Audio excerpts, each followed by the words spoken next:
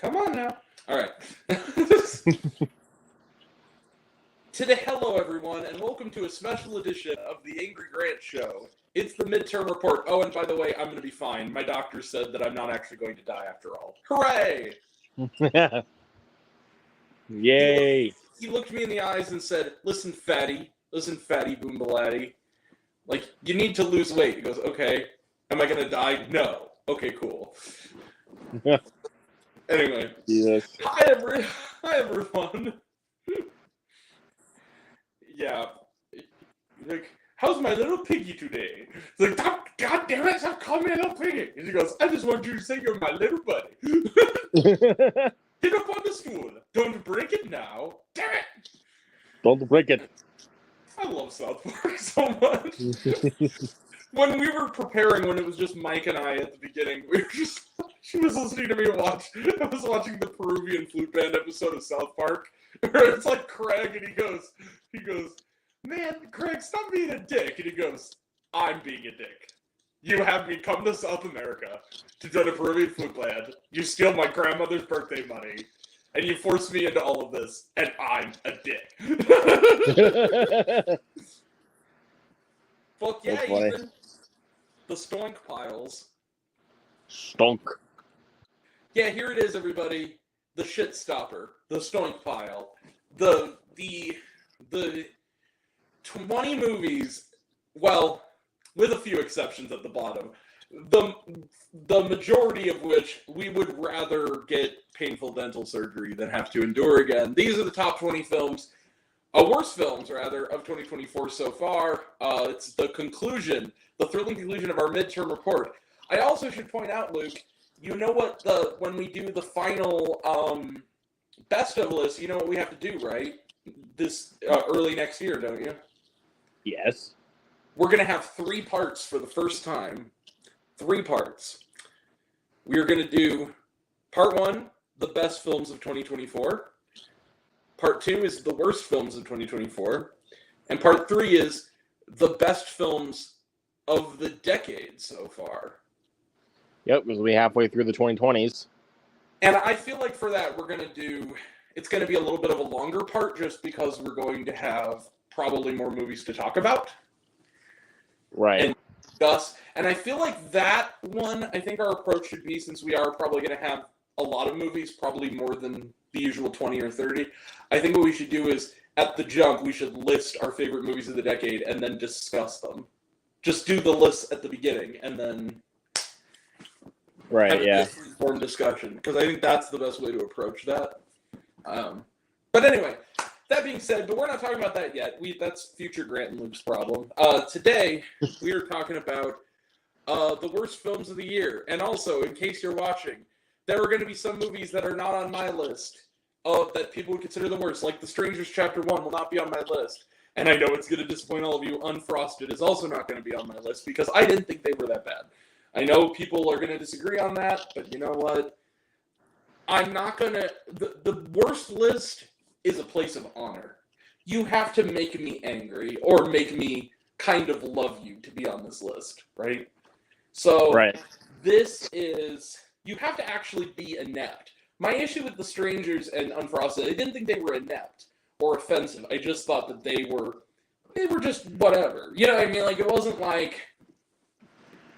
I'm not going to say that they're like the best films of the year, but I was just like, I don't know. I didn't think they were that bad. But then again, I will give you, for those who do think Unfrosted is the worst film of the year, and there's a very good chance my co-host will, these are 20 examples of why my answer to that is, nah. So, it's time, Luke. Let's do this. All right, let's do this. We've killed enough time. So, do you want to let's begin with dishonorable mentions. Do you want to go first? Want to do it like round robin? Yeah, I've only got like 3, so. Okay. And these are just like a few of let's see, 3 out of my 5 2-star movies that I gave. So first one up is Justice League Crisis on Infinite Earths Part 1. Okay. Hopefully, I still have not seen Part 2, but hopefully that's better. Despicable Me 4, I think this franchise is just played out by this point. I'm not a big fan of this. Yeah. And then finally, Mean Girls. I like the original quite a bit, but So do I.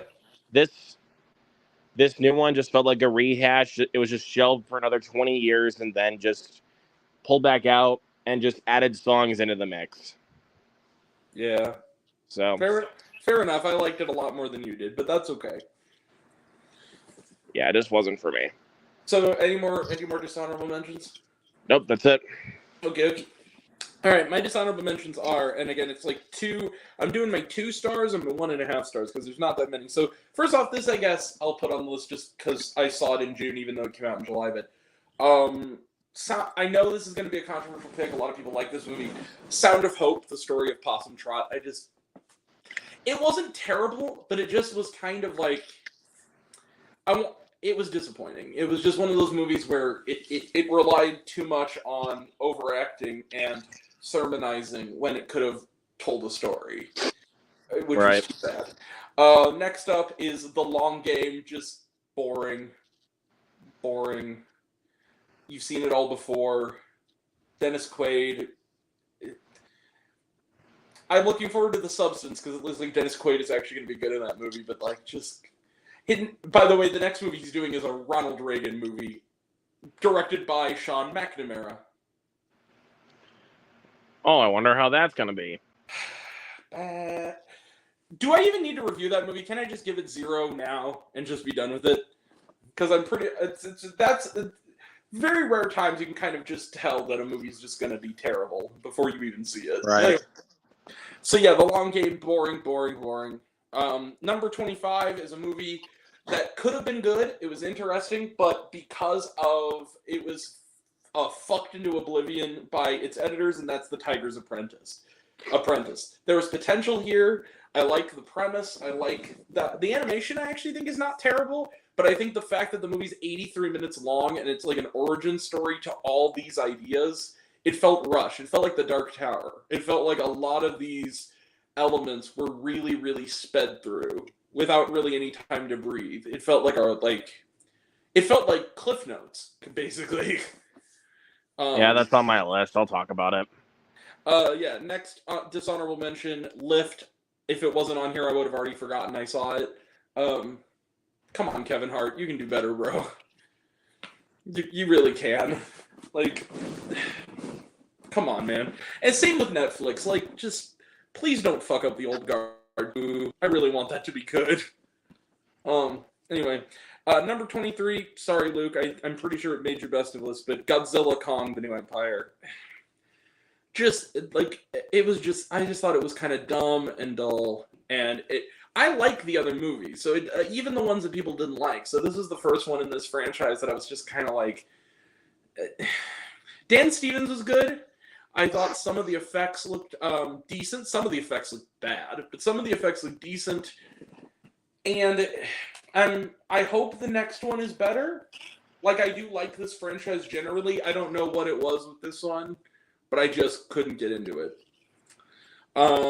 Next dishonorable, and the last dishonorable mention, is a movie that I actually don't hate as much as the general public. It's in the single digits on Rotten Tomatoes. I don't think it's necessarily that bad, but because there's at least a couple of parts that I think kind of work, but for the most part, it is a waste of a good cast and a decent premise, and that's Summer Camp. I just... Outside of Wet Hot American Summer and Meatballs, has there ever been a good summer camp shenanigans comedy? Like, I don't think there has been, really. Like, no. Not really.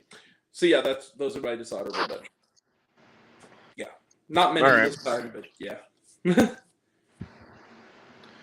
All right. Yep, we're good. All right, number 20, Mr. Ponto. All right, number 20.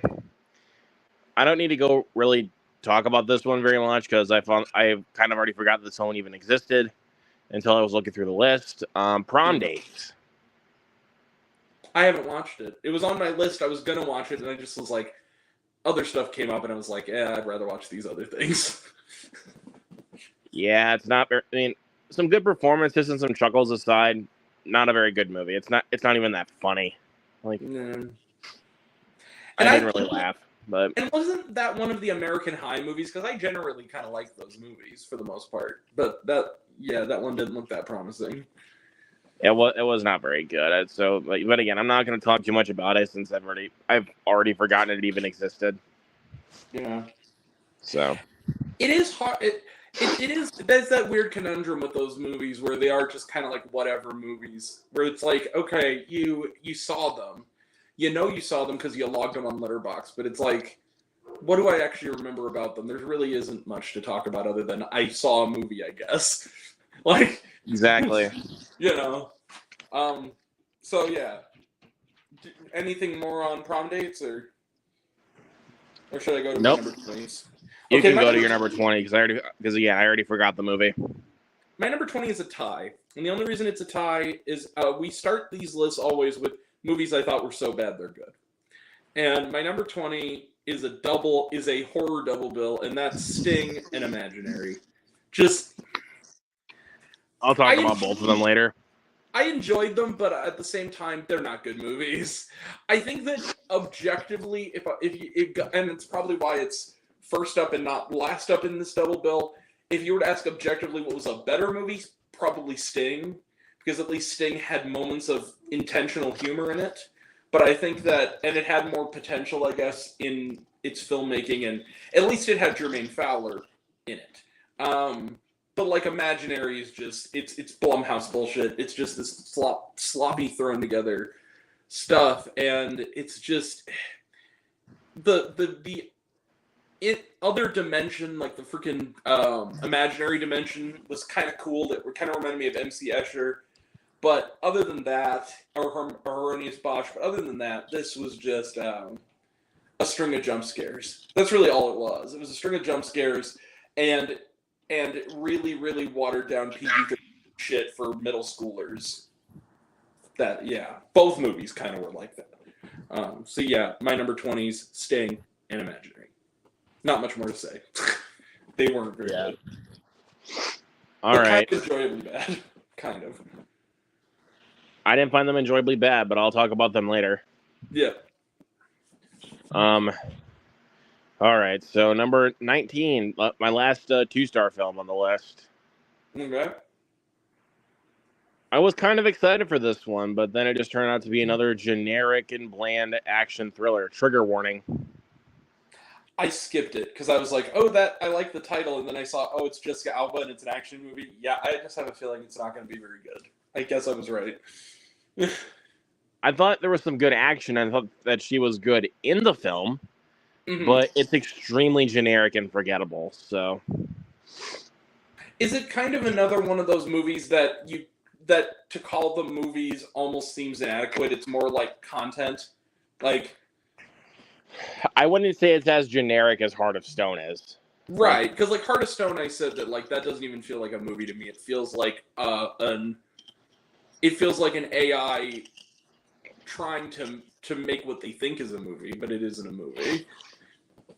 And yeah. Yeah, I don't know. It's not good. Yeah.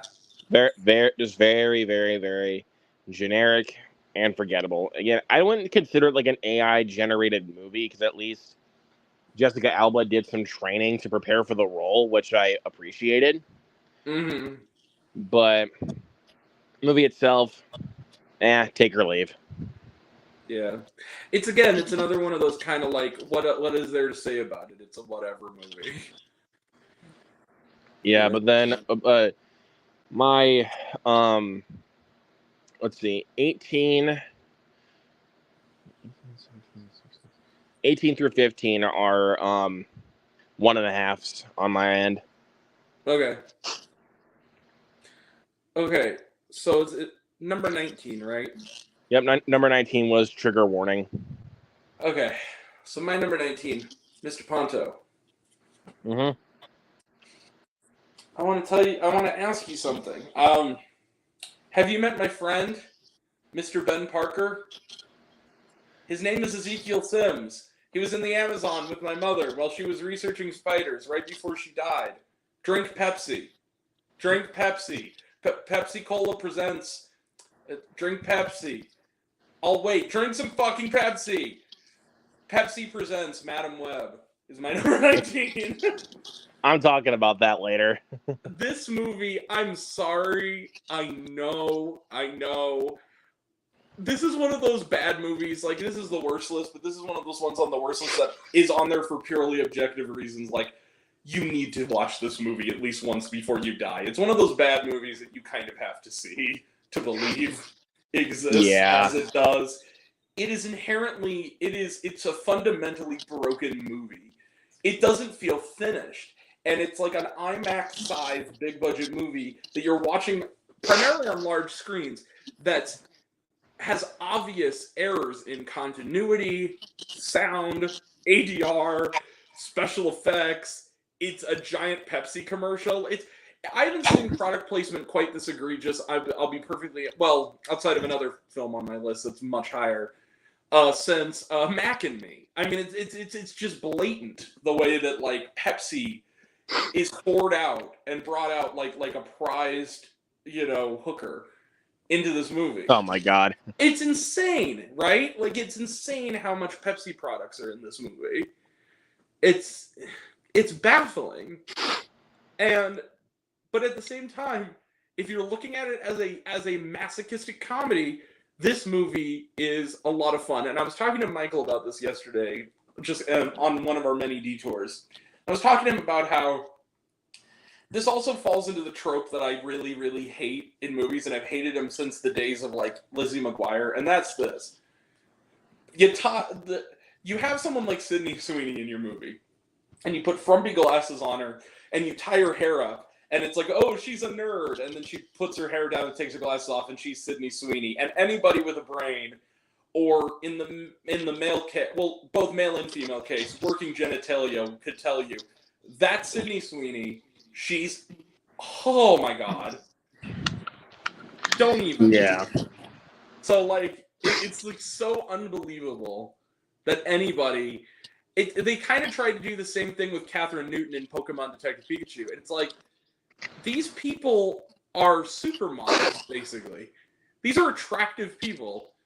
You're not gonna fool me, movie. Or no, I'm sorry, Freaky. That was the one where for the first like half she's kind of frumpy, and it's like, but no, no, you can't do that, movie. What? No. What? No. Oh, well, speaking of M. Night Shyamalan, we'll get there eventually. But yeah, number 19 is Pepsi Presents Madam Web. That's what I'm calling it from now on. And his name is Ezekiel Sims. He was in the Amazon with her mother when she was researching spiders right before she died. It's my number 19. Yeah, I'm going to talk about that later. Yeah. But number 18, Mr. Ponto. All right. Next up, Grant, I know what you're thinking. Before you say anything, like, this should be higher. Look, this film didn't piss me off as much as some of the other ones that are going to be higher on my list. Okay. Like, let me just clarify on that. It didn't piss me off as much. Number 18, Rebel Moon Part 2, The Scargiver. Damn you. Believe it or not, it's actually not. Well, actually, no. Never mind. Damn you. My bad. Yeah. Yeah. As I've said on both Rebel Moon films, I figured out they're not good, like, at all. They're terrible. It's Star Wars and Dune at home, the movie. That's what it is. And it never ends. Yeah. And I don't think I'll even watch the director's cuts because they're just... I'm not. Like, I refuse. It's like, well, if you actually wanted his cuts to actually happen, then don't fucking release this kind of crap. Like, well, and here's the thing. For the most part, I'm going to table my views because we will talk about this much later. Like, people are going to forget you even mentioned it on yours by the time we get to mine. All I'll say is this. People always talk about how, like, okay, Zack Snyder. Oh, Zack Snyder. Zack Snyder, he always releases, the compromise cut first and the better cut. But the thing is that in his other movies that have director's cuts, the theatrical cuts, they have moments, even if they're not very good as a whole, there are parts of it that have potential to be improved on in said director's cut. There's nothing to improve on here. It's just bad. They're like, what else? Even it's the epitome of polishing a turd doesn't change the fact that it's a piece of shit. You can just polish it as much as you want. You know what I mean? Like, Right, yeah. you know what I mean? Yeah. So, but yeah, not good, really at all. It's boring too. Yeah, it's pretty damn boring. But we can move on. Yeah. So number 18 is a new addition, and this is where the rest of my list are irredeemable pieces of garbage. But my number 18, or just really bad. But my number 18 is the last so bad it's good one, and you're probably wondering, what could top Madam Web on the so bad you have to see it scale? Well, I didn't think there would be. Until yesterday. Yeah, I'm going to break my rules a little bit and do a July movie, because fuck it. It's my channel, I can do whatever the fuck I want. My number 18 is Tyler Perry's Divorce in the Black. First off, the title makes no fucking sense.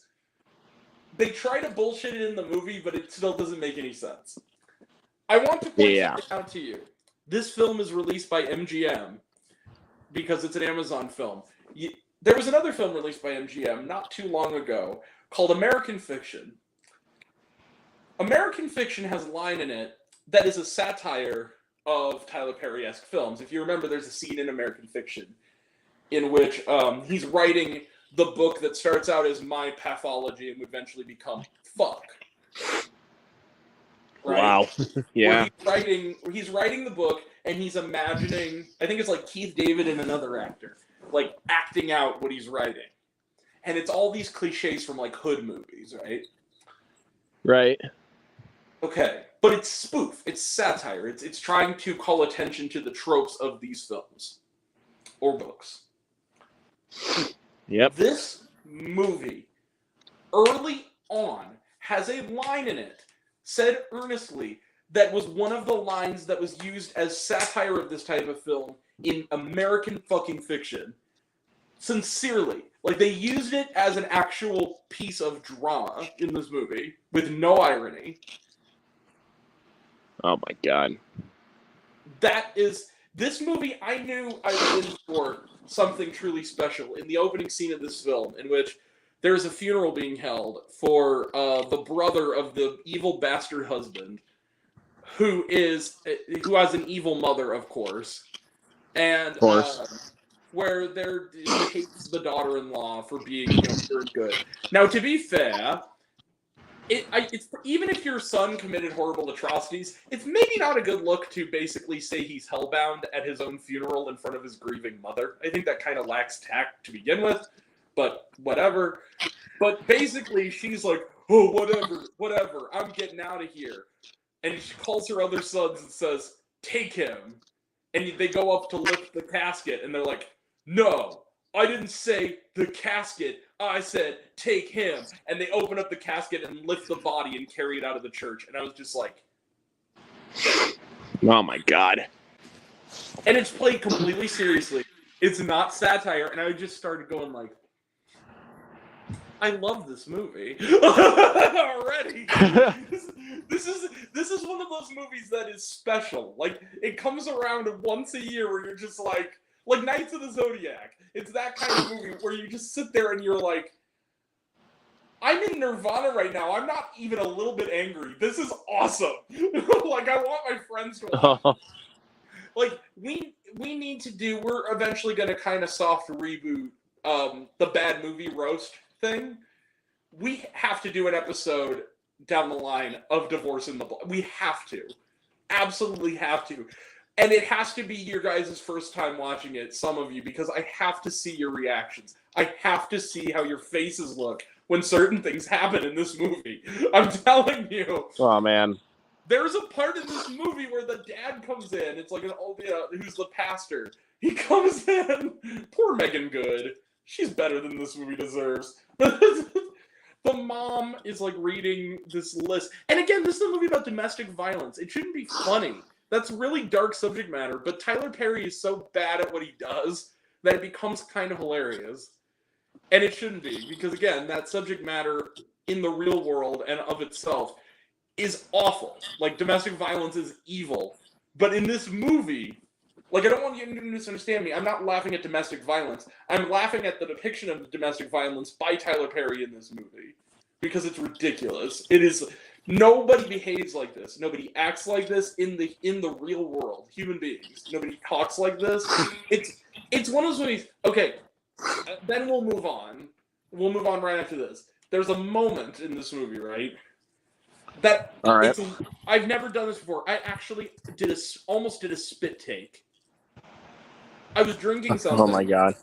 And somebody said something that caught me so off guard and was so aggressively ill-advised that I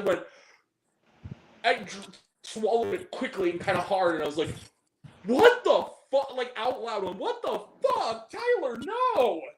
And it was... Oh my god. Okay, so the dad, who's the pastor, comes in. Like, it's up there with, like, that scene in Unplanned where the guy's like, why do I want to punch that woman in the face? And the husband's like, no, honey, that's my job. It's, like, up there with that. So the woman, the Megan Good's character, her mother's, like, reading this dossier that her friend made about all the evil shit that this douchebag has been doing to her all these years that they've been married. The mom's reading this, understandably emotional. She's crying. Daughter comes over. They're hugging, having a moment, crying, right? The dad comes in. Who's the pastor. He comes into the house. This shouldn't be funny, but it is. And he's like, why are you guys crying? Oh the my mom God. goes, oh, you know, we're just on our periods. That was the moment I went, That is ridiculous. no, but it gets better. And then he turns to her and says, you get your period still? Because she's old. And then I was like this. And then she goes, har har, very funny. Next scene. That's stupid. And I literally was like, no! No! Bad Tyler Perry, you sit down. Wow. I'm gonna put you over my knees, son. Bad boy. You need to be Wow, taught. dude. Yeah, that movie sucked. Anyway, number 18, but it's glorious. Divorce in the Black. You must see this movie. It's gonna provide running gags on this channel for years to come. I promise you. It's that kind of movie. It's like Knights of the Zodiac or like Separation. It's gonna be one of those movies. Oh, jeez.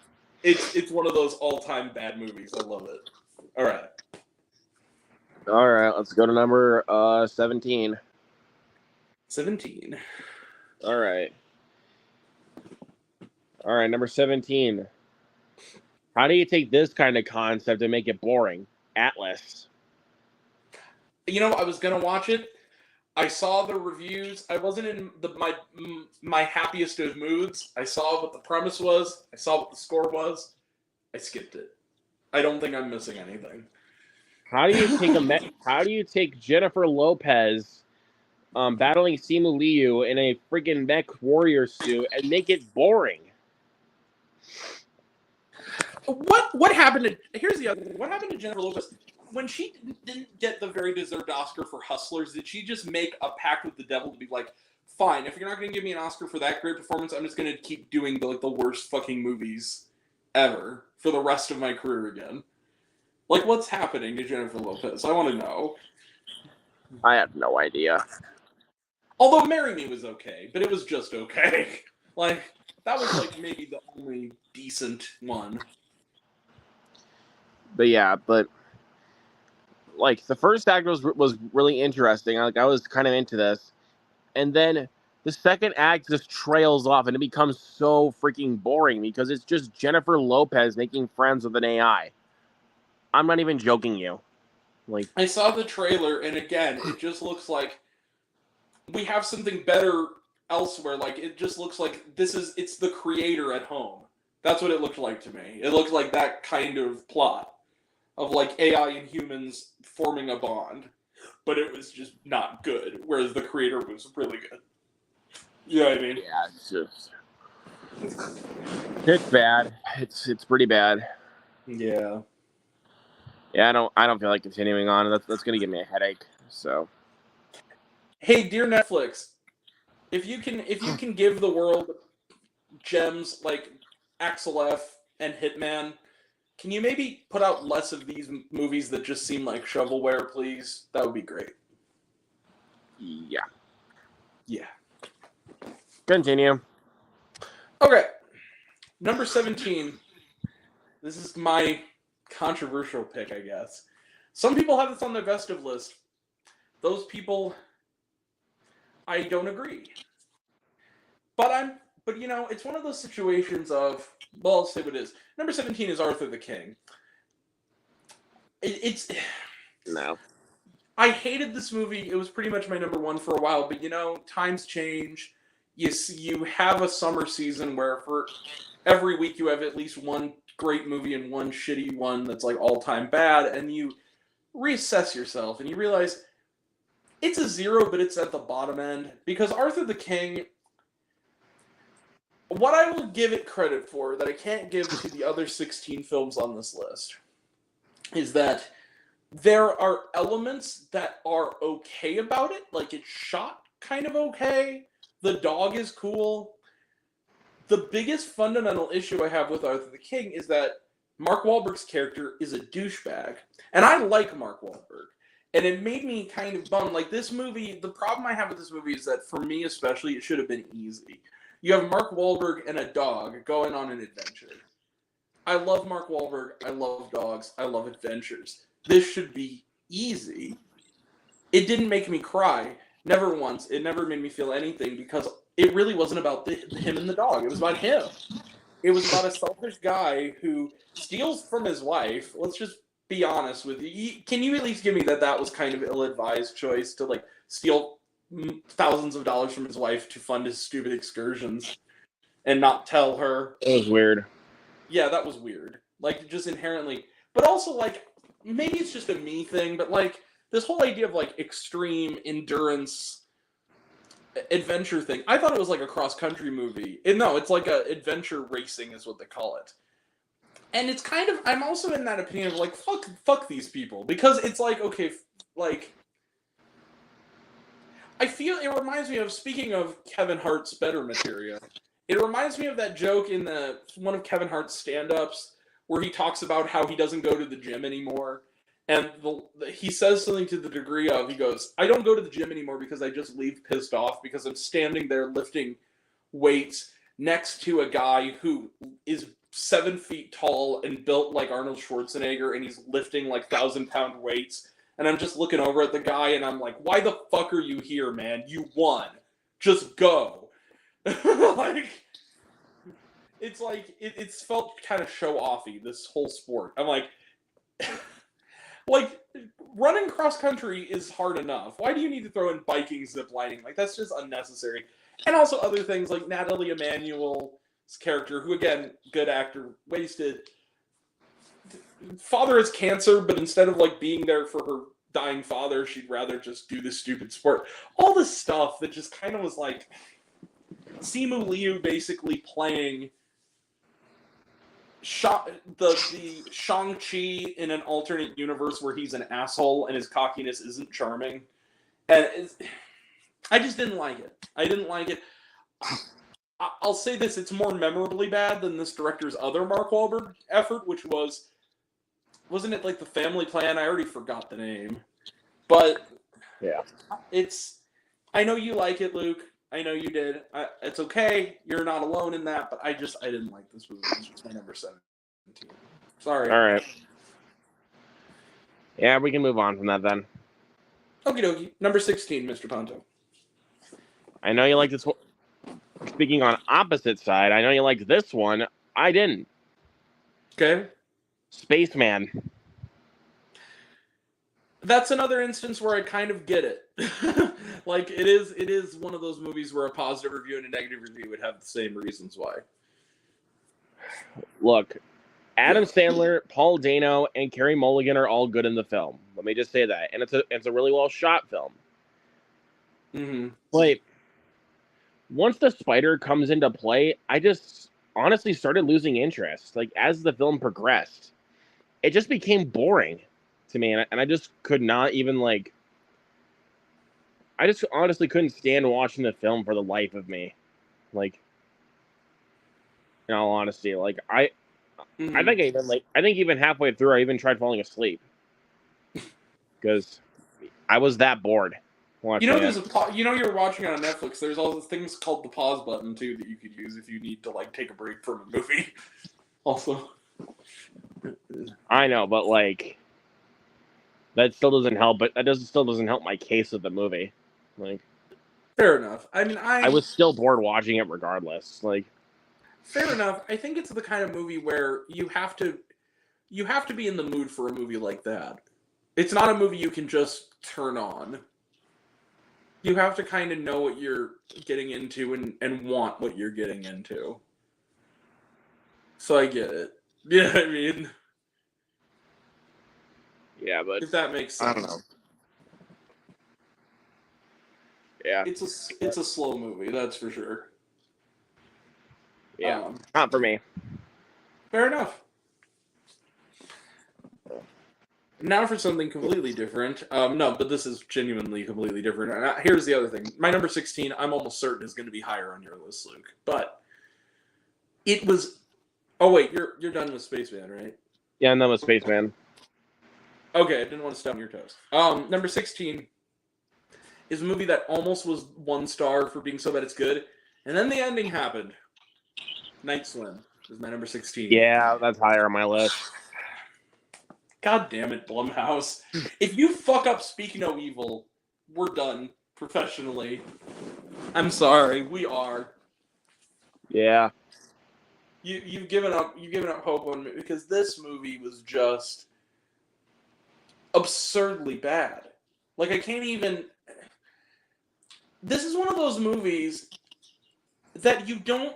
Every step of its development, you kind of wonder how nobody, including these people with talent who worked on it in front of behind the camera, didn't look at what was happening and say, "No, we can't do that." Like, no, that's not a good idea. No, that's dumb, right? It's one of those movies where, like, it's about water that fucking wants to eat your children. Think about that and possess your body to make it easier to eat said children. I'm not kidding you. It's not even about the pool. The pool is the conduit. The villain of this movie is is chlorine water. And that is so stupid. It's so stupid, and at the same time, they somehow roped in people like Wyatt Russell and Kerry Condon, who have been good in movies as recently as this year. Why are they in this? Like, I don't understand. And it's produced by James Wan. Like, what is happening? It also has an issue with, spoiler alert, I guess, who gives a shit? We're roasting these movies. By the way, spoiler alert, from this point on, you should know this by now. This movie, the thing that bothered me is the same thing that really made me not like Lights Out as much as other people, which is this. Suicide being the solution to ending the conflict in a horror film is lazy and dumb. I don't understand why. And it just makes you look like an asshole. Like it's pretentious. Like, why would you end it? You're ending it on a bummer note for no other reason than you're not smart enough to come up with a better idea.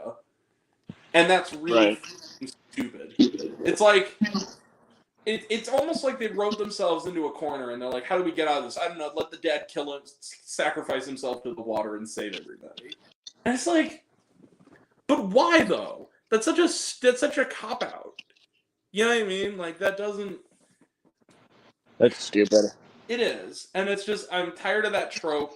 It needs to stop. It's been happening a lot in horror films, and it's really getting... even good horror films, and it's getting lazy. They even did that in Smile, a movie I liked. I don't... It's lazy. It's too easy to do that and end your movie that way. It's too easy. But anyway, yeah, that's my number 16, Night Swim.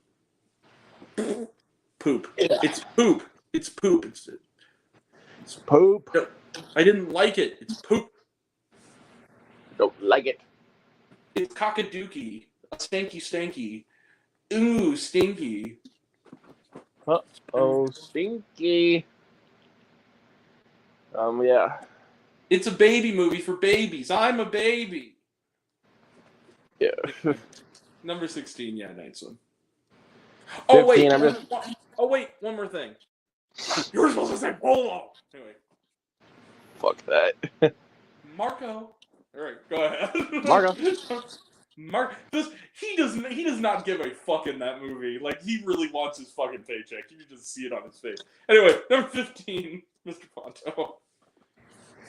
I'm just gonna say this one and move on because you talked about it already. The Tiger's Apprentice. Yeah. There's not much to say about it. It's just a disappointment.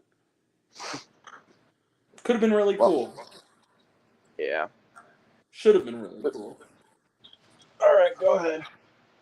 All right. Well, speaking of animated features, Luke, I know you're going to say it should be higher. It was, but then I saw 14 other movies that made me think, whatever. Number 15 is Megamind versus the Doom Syndicate. Fuck you. Just kidding. I know. Okay. Why does this movie exist? Like, I don't understand.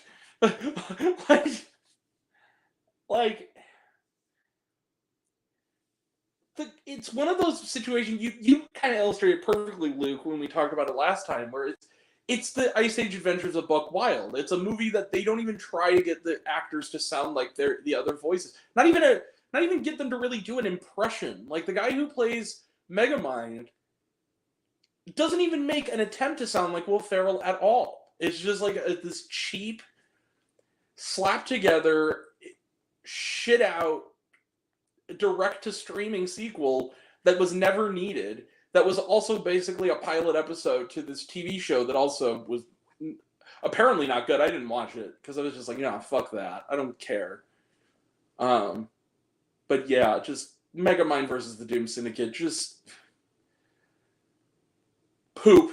Just poopy, stinky. Number 15. Fuck that movie. Yeah. Yeah. It sucks. I'll talk about that later. Also, can we not have... Sorry, this is another thing I need to mention. I apologize. Can we not have the obnoxious little... Hi, hello, fellow kids character whose every line is, we need to upload this to Instagram, hashtag all the time. Like, I'm so sick of that. It's such a stupid... People don't act that way. You fucking boomers who write this. Dumb. Yeah. All right, moving on. Number 14. 14. Don't have to talk about this one either. You mentioned it, and I already forgot it even existed. Lift. It's just it's shovelware. That's all it is. It's Yes. this now that's what I call an action movie. That's literally what it is. It's literally it's like it's a compilation of scenes and premises you've seen in a million other movies done a million times better. Yep. Yeah. It's just it's a waste. It's there to fill a menu screen on Netflix and nothing else. That's all it's for. And yeah, I don't need to continue. Yeah. Number 14. Oh, wait, what? No, just go ahead. Okay. Number 14. Man, we're blowing through these, Luke. Number 14.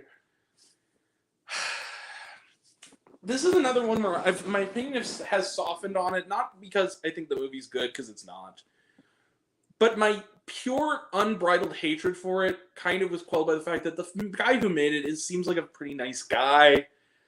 He was pretty chill about my review for it, and I think that for the most part, it's relatively harmless. in comparison to some of its brethren, but on a pure filmmaking level, acting level, and story and character level, it's still pretty bad and sometimes even offensive. My number 14 is Someone Like You. I just rent The Notebook. Like, I don't understand. It's Christian The Notebook, but bad. That's all it is. It's literally, it's a walk to remember as written by a Christian chatbot. That's all it's literally like, it makes A Walk to Remember look actually kind of radical by comparison. It's kind of one of those movies that basically suggests that in vitro parents are not real parents, and also suggests that it's kind of ironic that it's a movie about how in vitro parents actually deserve respect when you consider that the people who made this movie very clearly don't support Planned Parenthood. The story is really bad. It's one of those movies where you know that the initial love interest is doomed in the first 15 minutes because she wears low-cut tops and says she doesn't go to church. And so you know she's going to fucking die. Like, you just know it, and it happens. The most recognizable actors in this movie are Bart Johnson, who played Coach Bolton in High School Musical, and Robin Lively, who are actually married in real life, and they play like her adoptive, well, not even adoptive, in vitro parents. I mean, she carries her. It's not like she's not really her mother, but the guy in this, the girl in this, especially because she plays two roles. The first character is kind of lovable and outgoing. You kind of like that character. But the second one is dull, and then, like, her male love interest is, like, the biggest pill on the planet. He's boring and bland and kind of not fun. Like, he's kind of someone who takes things way too seriously and doesn't seem to have any sense of humor or joy to him. It's just kind of a dreary movie that never seems to end. It's like 2 hours plus, and it didn't need to be. So, yeah, it's bad. My number 14, Someone Like You. Haven't seen it. Don't plan on it. But it's not neo-Nazi propaganda, and the director seems nice, so that's something, I guess. Make of that what you will. It's not. I haven't seen it. Don't plan on it. It was a Fathom Events thing, so I think that it never got any release outside of that. I don't think it's even on DVD, quite frankly, at least widely. No. So, yeah. I don't even talk. I'm not going to talk about that. Yeah. All right, number 13, Mr. Ponto. All right, number 13 is Unfrosted. Here we go. Go ahead. Look, man, I like Jerry Seinfeld. I do. Who doesn't? I just didn't find this film funny. Like when I was watching this, I was honestly morally annoyed than I was actually into the film. Mm-hmm. So that's again, fair. A good cast, and a good cast, and the production design is pretty good. Oh yeah, but it wasn't funny. And it was just awkward and annoying. Like, so yeah, this film. Oh, God, well, even when I think about it, I just feel annoyed. Well, when I think about it, I feel annoyed too, but it has nothing to do with the movie itself. I want to give you some praise for a second. This is, if you want to know why Luke Ponto is such a mensch and such a good man, it's the fact that we can have this discussion. He cannot like the film, and I can kind of like it, and it doesn't end our friendship.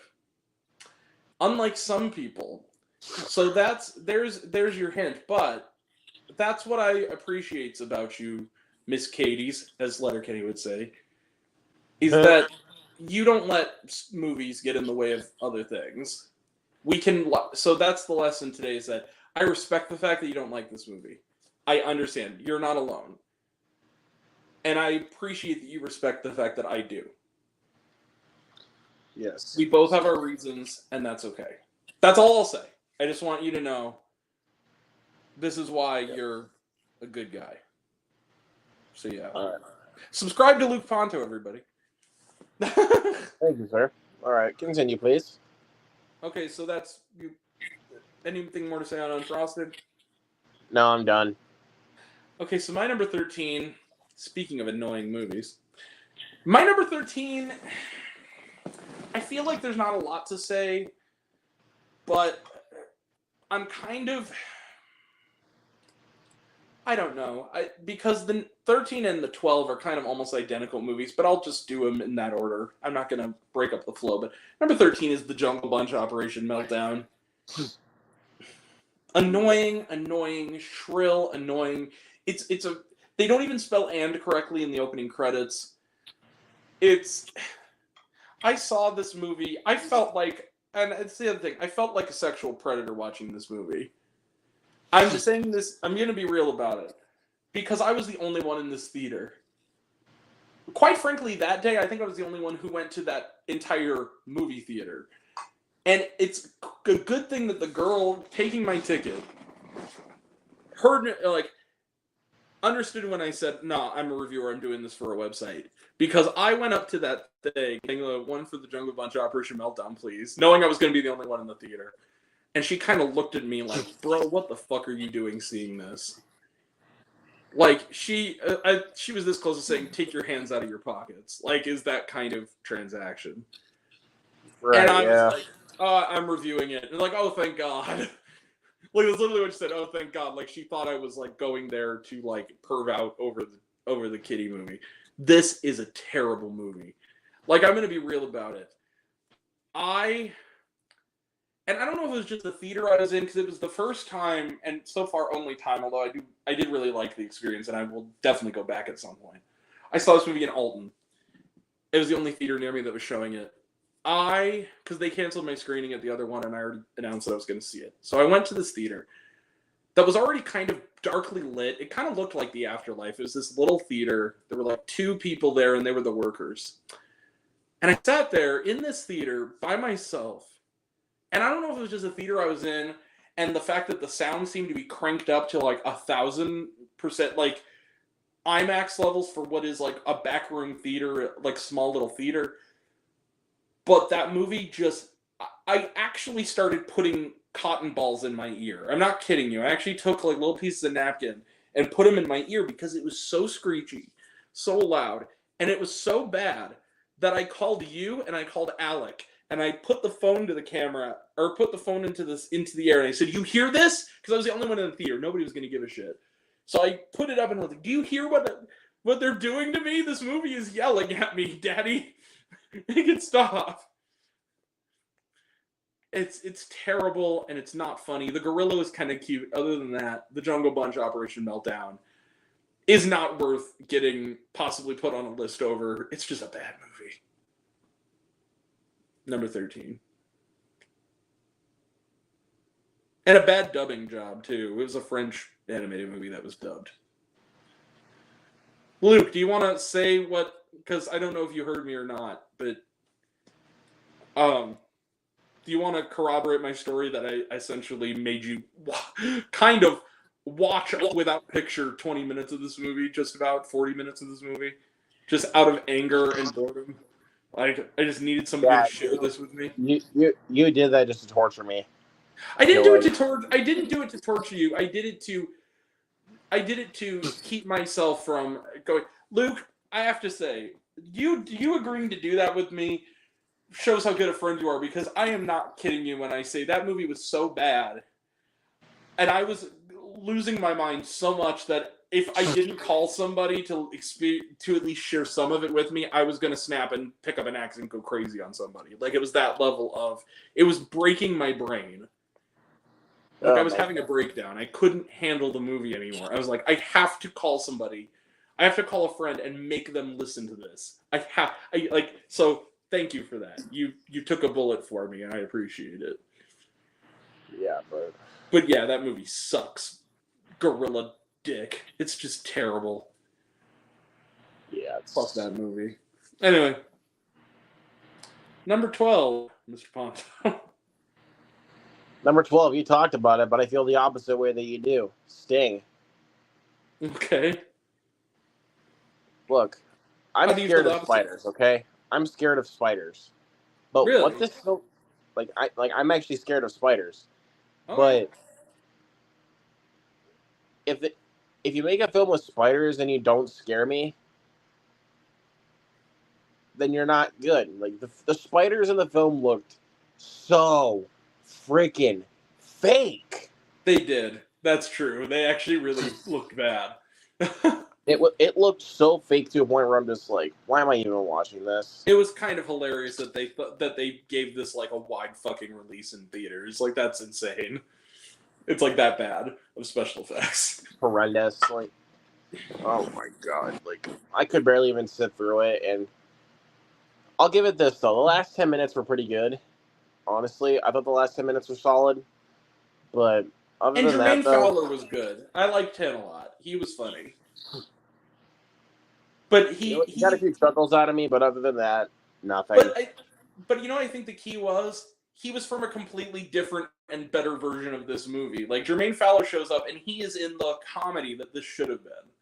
And the rest of the people are treating it like it's a serious horror film, which is not the way you should have approached this. Yeah, I mean, No. But if you want a better spider movie to check out, go on Shudder and watch Infested. or just That movie's actually creepy and scary. Infested Arachnophobia. You know what? Fuck it. This movie's underrated. Eight-Legged Freaks, motherfuckers. Go watch that. That movie's actually pretty decent. That's kind of what this was going for and failed to be. This sort of campy comedy horror about spiders, monsters. It just didn't work. Oh man, I could not even sit through it. Nah, I enjoyed it, but at the same time, also I think it was also the crowd I was with, and the fact that I have to give credit where credit is due. The lead young actress was really good. She was also the girl who played a young Furiosa in one of our favorite films of the year, Furiosa, a Mad Max saga. So I mean, there were some talented people involved, but they got like what's her name from Relic in there, but it just wasn't very good. It just wasn't. It was trying to do too much, and it was trying to kind of be like an homage to like old school it came from outer space creature movies from like the Ed Wood era, but it just didn't work. It just wasn't. It wasn't it. Yeah. Yeah, but let's move on. I'm done talking about Sting. Yeah. Run, Luke! You're going to be chased by a CGI effect. Oh no! A bad CGI effect. It looks like it's from Windows 98. All right, number 12. So I don't think that there is. This is kind of like copy paste what you would say to my Jungle Bunch review. Number 12 is Epic Tales. Yeah. Annoying. It's a French cartoon that is poorly dubbed in English again by the same studio. I was in a theater, and unfortunately, I didn't have the luxury of being able to vent because my theater was mostly deserted, but there was one family there, and whose son, who, bless his little heart, he had to have been on the spectrum. And I mean that not to criticize him. I mean that as I'm glad he had fun kind of situation, because he was kind of non-verbally yelling throughout the whole movie and kind of kicking seats and getting really into it. And bless him, like, have fun, buddy. But this was just, I couldn't stand this movie. It was how do you take Greek mythology and all this and make it dumb? The one thing I will give it over Jungle Bunch is that the animation was slightly better, but that's kind of like saying eating rabbit shit is preferable to eating dog diarrhea. You're still eating unpleasant shit, right? So it doesn't really make any big of a difference. But yeah, number 12, Epic Tales. And you see, Luke, it's a pun because it's about a mouse and it's Epic Tales. Tails. Oh my god, isn't that so cute and clever and funny? It's puntastic. Whatever on that one. Viva Kids. They have another, by the way, their next movie, I got the trailer for in front of The Lion King. It's called 200% Wolf. Here's my response to that. Hey, Viva Kids. Hey, Viva Kids. Greenlight an Inspector Sun sequel already, you cowards. Fuck the rest of this. That was your only good movie. Yeah, that's my number. Again, I have a response to the title of that.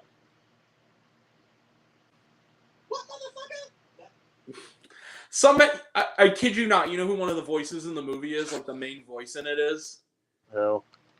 And I'm just sitting there like, honey, you're too talented for this. Please don't. Samara Weaving. Like, no. No, Samara, no.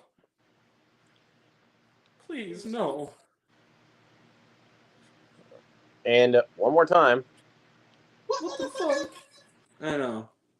What, all right. motherfucker? It's my number 12, Epic Tales, because it's a pun, you see, because it's Tails, because it's a mouse, and they have tails, and this is another one. Yeah. This is another one of those movies I was chastised by those people for trying to relieve my stress by chatting with you about it, because that was basically the only one in the theater, but, whatever. I was in the while you were watching that, I was actually watching a good movie, so... I know you were, and so I was trying to inform you of how lucky you were. This movie is... Actually, better yet, I watched two good movies. What did you watch that day? I'm trying to remember when it came out. I watched The First Omen and Monkey Man. Oh, yeah, that's right. Lucky bastard. Oh, I saw both those movies, too. But it was like show some respect for the filmmakers. Fuck that. This is made on a freaking Windows 98. Show some respect for me, goddammit. I have to see all this shit. These filmmakers, you know what, makers of Epic Tales, if I wanted to watch an annoying extended CDI game, you pay me, not the other way around. And if you don't want me to trash your movie and your little fan base, fuck you in the face. Because I'm not going to respect a movie that doesn't respect its fucking audience. Fuck that. Anyway, number 12, Epic Tales. Moving on, number 11, Mr. Ponto. The most recent edition. For a second, I apologize. Yeah, whatever. All right, newest addition to the list at number 11. I'm not going to go too deep into this because, again, I already forgot the movie entirely. But the two best words I can use to describe it, it's for a Netflix film, generic and boring. It is called Vanished into the Night. I don't even know what the fuck that is. I've never even heard of this. What is Vanished into the Night? I'll tell you two cast members that are in it. Ricardo Scamarcio and Annabelle Wallace. I know who Annabelle Wallace is. Who's the other dude? Ricardo Scamarcio was also in A Haunting in Venice. Oh. Okay. I liked. I'm not joking you. He was also in A Haunting in Venice. I loved A Haunting in Venice, but I don't remember him in A Haunting in Venice. Who was he in that? He was one of the friends of Detective Poirot. Okay, yeah. Oh, yeah. I recognize him. Yeah. So bad, I'm guessing, because it's like your number 11. Terrible. Come on, Annabelle Wallace. Two talented people. Exactly. And then you just give me a boring, mess of a movie that I could just fall asleep to. Like, I kind of put these kind of projects in the category of like, if you're gonna make this, you better turn around and make the best no-budget indie movie ever. After this, like, it sucks. The one for me better be awesome. After the one for them, right? Yeah. All right, go ahead. Number 11. Let me gotta get back on the box. Hold on. Okay, number 11. I'm gonna get haters again. What do you take when you put all the Sundance coming-of-age films in a blender and you mix it with all the pretentiousness of the worst of those kinds of movies? And you also get slut-shaming, emotional child abuse, and mean-spirited exploitation of illness. You get Suncoast, everybody. I'm going to be real with you here. Nico Parker is a very talented young actress. She is good in this movie. I will plant my flag and say that she is good. And the reason she's good is she's the only character you actually care about. What I hated about this movie is the fact that... Can I cut you off for a second? Yes. I'm going to be right back. Okay. I got to go get dinner, so... Okay. But all I will say really quick about Suncoast, I disagree. I know you do. You're not alone, but yeah. Okay. Anyways, I'll be right back. All right. So this movie, it has one of two sort of things. It's when it comes to the adult side of it, like this girl and her parental situation, and the magical sort of guy who just appears and spouts really shitty life advice and is just like pretentious, played by Woody Harrelson, who again, no better man. But her mother, played by Laura Linney in particular, is just awful. I mean, it's portraying this... It's uninteresting and it's emotionally manipulative. And then the other side of it, her and her friends and her trying to have a social life for the first time, is vapid and tossed together. It's the very thing that something like The Bling Ring was satirizing. I hated this movie because it had needle drops and cliches where its heart and its insight should be. This is what you think of when you think of a parody of this kind of Sundance coming-of-age film, and I hated it. I was so angry watching this movie, and for a little while, I really tried. But early on, Laura Linney's character is such an over-the-top cartoon, and is such a bad person that I just couldn't let the movie justify and excuse it.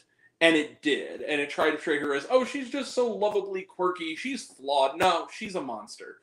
This movie is saying that this girl wanting to have a social life and not constantly dote on her dying sibling makes her, as a 17, 18-year-old kid, is she's the real monster and she needs to grow up. Go fuck yourself. It's okay for you to have a life, to be, consistent and love, I'm not saying completely ignore the dying loved one. You can love the dying loved one, but you're allowed to have a childhood. Fuck this movie for saying that that's the wrong thing, and fuck Suncoast. But Nico Parker, you're on your way, kid. I can't wait to see you inevitably become the movie star I know you're going to be. But this ain't it. Number 11, Suncoast. Sorry. Oh, sorry. No, okay. Number 10. Number 10? Sorry, I choked on something. So. Oh, okay. Are you okay? I'm fine. Okie dokie. Number 10. Yeah, I don't need to go into detail with this one either because you already said everything I thought. Madam Web. It's just so bad. It's just so bad. It's a good masterpiece in my opinion. It really is. But yeah, had the one of the best theater experiences of my life with that movie. Oh, it's so good. Me and Justin were in the theater all alone, and we could not help but crack jokes and just laugh at the film as loud as we wanted to. So, yeah, great. If we're honestly talking entertainment wise, this is the movie of the year. Honestly, like I think that we're both in agreement that of all the movies on this list, the one we most would be willing to watch again. This one, just on the basis of pure masochistic entertainment value. Like, yep.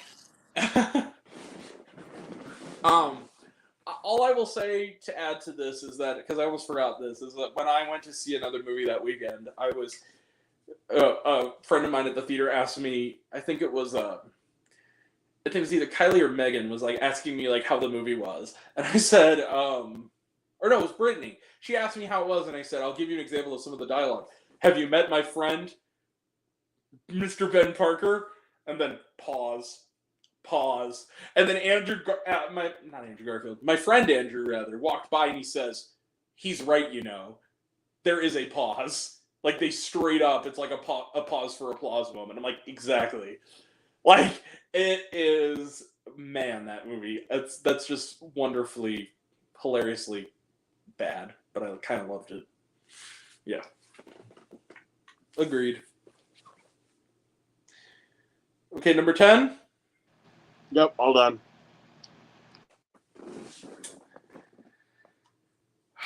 Okay. You know how when I review Christian movies, I always say that if the other side, even as a liberal, if the left side of the spectrum made a movie that was as pretentiously hateful as the other side, I would give it the same kind of a negative review. But to my knowledge, no movie like that exists. A movie like that exists. Number 10, Christspiracy. Prepare the comments. I have not been threatened and trashed by more vegans in my entire life. Look, this movie, you can all say your piece, say it all you want. It doesn't change the fact that as a film, this movie is badly made. It's a documentary that really isn't one. It's disingenuous. It says that there's no animal cruelty in it, and then immediately shows a pile of dog corpses. Yeah, I'm not kidding you. This movie is cheap. It's tawdry. It's exploitative. It's full of pseudoscience and misinformation, and it's made by the most pretentious filmmakers who put themselves in the physical film, Michael Moore style, who are the most stereotypical, hipstery, beard stroking, coffee slurping, pretentious backpacking dingbats made this movie. And I'm sorry, I am a liberal. I am a liberal motherfucker. But I do eat meat. I'm going to be real about it. I do eat meat. But you know what? There are movies about the problems with meat production and the environmental causes of meat production and the impacts of them that are good. Christspiracy just isn't one of them. And I'm sorry if you guys have an issue with that. If you want to like this movie, you can. I don't. It's propaganda, and it's bad propaganda. Like, it's not even well researched.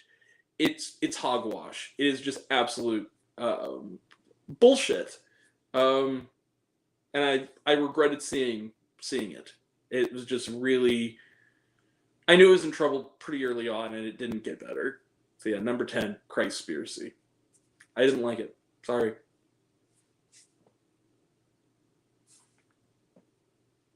Mr. Ponto. I was eating. What? I was eating. Okay. So. Yeah, Christspiracy. Also, guys, keep the comments coming because they make me laugh. I've been compared to Jeffrey Dahmer now more times than I care to admit. It's the same. God. It's the same shit as like Girl Who Believes in Jesus Orb, where the dude called me Satan. I'm like, how did you know? Like, It gives me life. Please, more hate mail. I love it. You're not gonna hurt my feelings. Go fuck yourself. Anyway. All right. Number 9. I know you said this one wasn't going to be on your list either, but it sure as hell is on mine. The Strangers, Chapter 1. I'm surprised it's so low on your list, to be honest. I don't know, man. Like, I gave this one a 1.5 at first, but every single day I think about this film. It, like, beforehand, like, it just kept creeping up higher and higher and higher. Yeah. And I don't know what to even say about this film. I thought this film was so freaking boring. Like, seriously, like, as soon as, like, the people in the diner just stare at Madeline Pesh, like, when she said, like, when they know that, what was it? Like, was it Ryan or was it her that was vegan? Like and then they start staring at her, like, dirtily, like, oh, she's vegan. To be fair, if Madeline Pesh showed up in my diner, I would also stare at her, but for completely different reasons. Yeah, but the way they were staring at her it was like a crime that she was like a vegan, and I'm just like, that's stupid. Why would you do that? But see, and just to piggyback on what we talked about, it's not a crime to be a vegan. It's a crime to be a pretentious asshole who also happens to be a vegan, but it's not a crime to be a vegan. There are plenty of good vegans out there. There's nothing wrong with that. I don't know, man. But yeah, I get you. I didn't hate it because I just thought it was, I've seen worse, and I've seen worse recently, and I think I kind of graded it on a curve. It wasn't a great movie, but I would be lying if I said I wasn't at least somewhat interested in what they do in the next ones, just kind of, because I thought that there was enough there. Mind you, there also is one of the stupidest things I've ever seen in one of these movies in this. But I also think it was the audience that helped that, because it was kind of like, it's a rehash of the first one, and it's not nearly as good, but it was okay. I didn't think it was terrible. But, yeah. But you're not alone. I know I'm in a small boat. I think it's just a complete rehash of the first, so I'm just done worse. And not a severely inferior one. Like, I will give you that. Because the first one, I love the first Strangers. I think that's, like, one of the best and most underrated slasher movies ever. And this, I'll just say this film actually made me appreciate Prey at Night even more. What they're actually trying to go for. Can I be real? I actually kind of liked that one too. I think I liked it because of its sense of humor. It had a sense of humor about itself that I appreciated. I didn't like Prey at Night the first time I watched it, and then after watching chapter 1, it actually made me appreciate Prey at Night. Hey Luke, before we move forward, I have to give you a sound effect for that. Oh God. It's okay, you'll like it. You'll laugh, I promise. Oh, come on. You know what I'm trying to do. God damn it.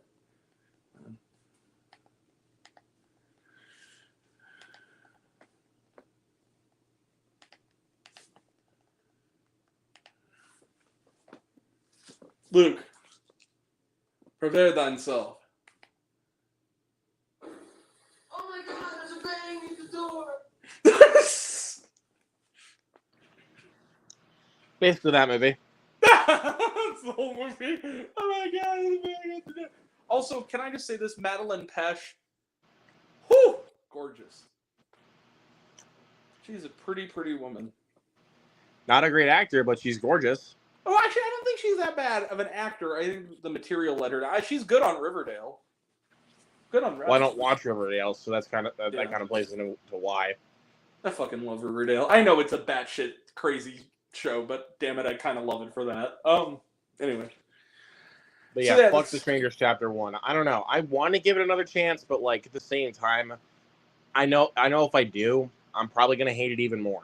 But it's kind of that situation. It's definitely a B movie, but it's a B movie for me. It's not a Z movie, and I don't think it's like as considering it's directed by Renny Harlin, it could be a lot worse. It's not Legend of Hercules bad. It's not on that level. It could have been a lot worse in having him doing it. I don't know, man. I mean, he's made much worse movies than that movie, but still, it's very much worse. And he's made much better too. Like, I'm not gonna fault that, but number 9. So has that said your piece on The Strangers? Yeah. One last thing to say about the movie. Fuck that shit. I'm done. Ugh. That movie just pisses me off. Like, I won't go so far as to say fuck that shit, but I will say that it's not a good movie necessarily. I wouldn't say it's like anything you haven't seen before. That's for sure. Yeah. Anyway, for me, basically, The Strangers Chapter 1 is basically what Jeremy Jahns thought of The Snowman. Like, okay, The Snowman is a lot more. I'm sorry, The Snowman isn't even a finished movie. The Strangers, at least, is a completely made movie. I hated it the first time I saw it, but then as I thought about it, like, it just creeps up higher and higher and higher on the list. Okay, but here's the other thing: The Snowman. That's one of those bad movies I could totally watch. Like, that's one of those bad movies that I kind of love. I hate The Snowman. That film is just a pile of dog shit. It's so boring. But it's not though. It's not boring because it's so funny.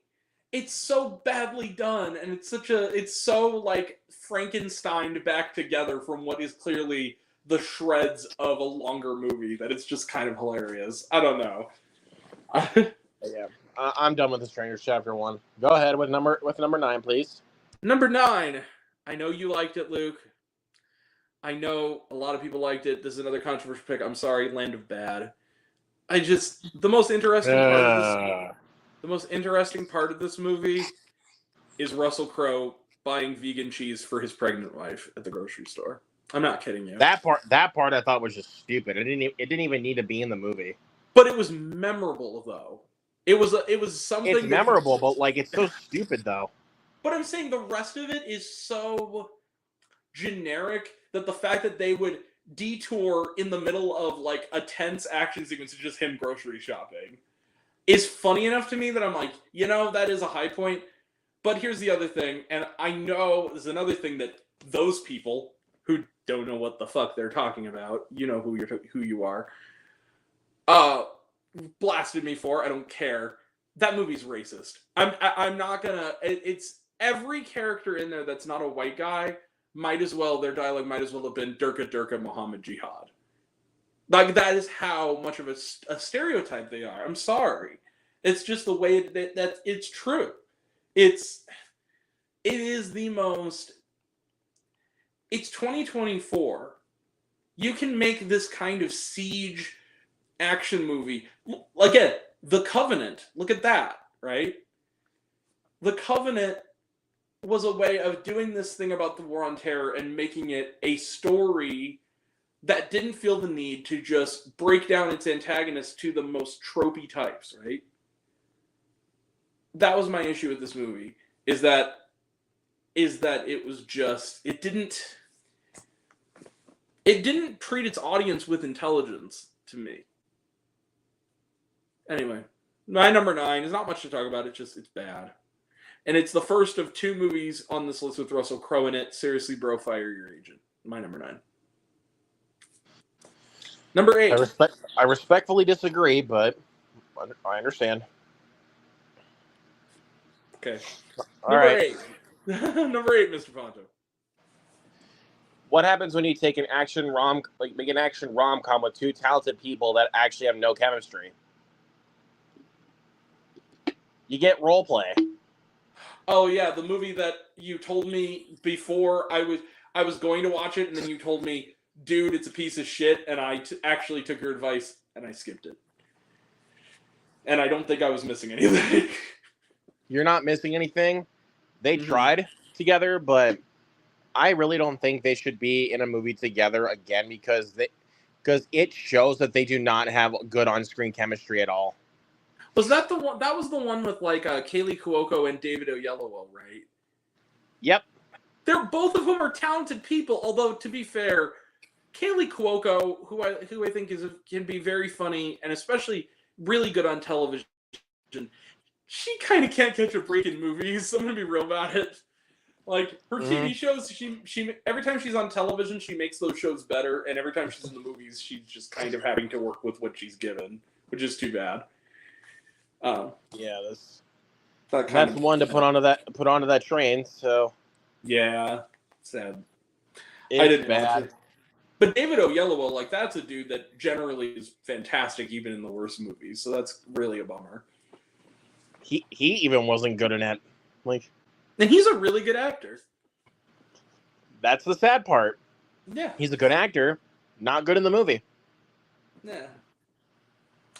Sometimes, you gotta pay off the mansion. What can I say? Gotta take the check. Yep. All right, I'm done talking about roleplay. Number 8 was the beginning of the end for me and those people. Tarot is my number 8. Well, man, what an ordeal it was to watch this movie. This movie's under 90 minutes and it feels like 1,000 years. We're talking about generic jump scare movies. This is a generic jump scare movie that also is so dumb. Like, it is one of those movies where characters will be told by other characters and by the ominous surroundings not to do things, and then we'll even say, maybe we shouldn't do this, and then just do them. Just because why the fuck not? It's stupid. the cast, some of whom there's some talented people in, don't have anything to do. The only person in this movie that is kind of gets out with it with any kind of dignity, and that's mainly because he's a comic relief, and is Jacob Batalon. He actually is okay here, but the problem is the movie is just really shoddy. It feels like a movie, a PG-13 horror movie from like 2010. It's bad special effects. It wastes some cool ideas. It's watered down. The characters are mostly unlikable. Again, except Jacob Batalon. If you want to watch a better horror-inflected thing with him in it, it's on Peacock, I believe. Go watch Reginald the Vampire. That's a really underrated show, but starring Jacob Batalon. But yeah, this movie just... Yeah, the cards are... the spirits are telling me you can do better. Number 8, Tarot. Number 7? All right. Mr. Bonto? Yeah, I'm going on there. Did you see Tarot, by the way, and have anything to add, or? No, I've not seen Tarot. I'm waiting until Netflix to watch it. You're not missing anything, honestly. I'm just gonna watch it so that way it's out of the way. Like, yeah, but I have a feeling, knowing you're probably not gonna like it very much. if it even beats my number one worst of the year, God help me. But, Honestly, the fact that it's only number 8 on this list shows how bad I think the other 7 are, to be perfectly honest with you. all right. Number 7 for me, don't even have to go into detail. You talked about it already. Night Swim. What a stupid movie. After that opening scene, I honestly almost thought about getting up and leaving. Because it was so poorly done that it was hilarious. But then once they start moving into the house, I'm just like, this is so boring. What happened to Blumhouse? They used to be so good at this. I don't know what happened. I don't know either, but it's terrible. Usually the truth or dares in Fantasy Islands of the world would be the exception, not the rule. But lately it's been just that's the way it is. Which is just kind of the Megans are the exception. And these are the rule, which sucks. It's too bad. Yeah, fuck Night Swim. Yeah. Moving on. Well, one last thing I'll say on Night Swim is I think also that's a movie that just, by its very premise from the start, is fundamentally flawed. You just can't make a swimming pool and water scary. Just inherently. And if you want to try to make it scary... yeah. Unless it was the ocean, you can make that scary. Well, like the ocean, but there would have to be something in the ocean that would be attacking you.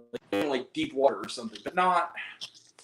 Or like Jaws, but not the water itself. That's just stupid. Right? Like... Right. Anyway. Number 7, Luke. I'm sorry. I got to do the thing real quick. Hold on. Now we're getting into the really, like the Grant really lost the will to live watching movies. And almost all of them, in fact, all but one of them came out in the summertime, in May and June. So that should tell you that for every really good movie we've had this summer, we've had at least 1 or 2 bad ones. And, oh boy. So I'm building this up because I want to have a sound effect for this one. Hey, Luke.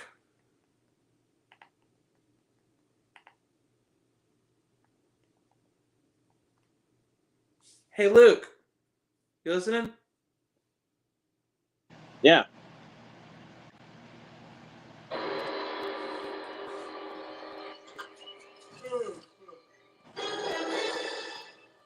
What a twist! Number 7 is The Watchers. I really hope Trap is good. It looks intriguing. I really hope they can pull it off. As for The Watchers, on the other hand, this is like the movie equivalent of like when your rich daddy buys you a car. Ishana Night Shyamalan wanted a movie, and daddy bought it for her. And the result is a movie, a horror film, where the bad guys are mutant, spoiler alert, are mutant human fairy hybrids.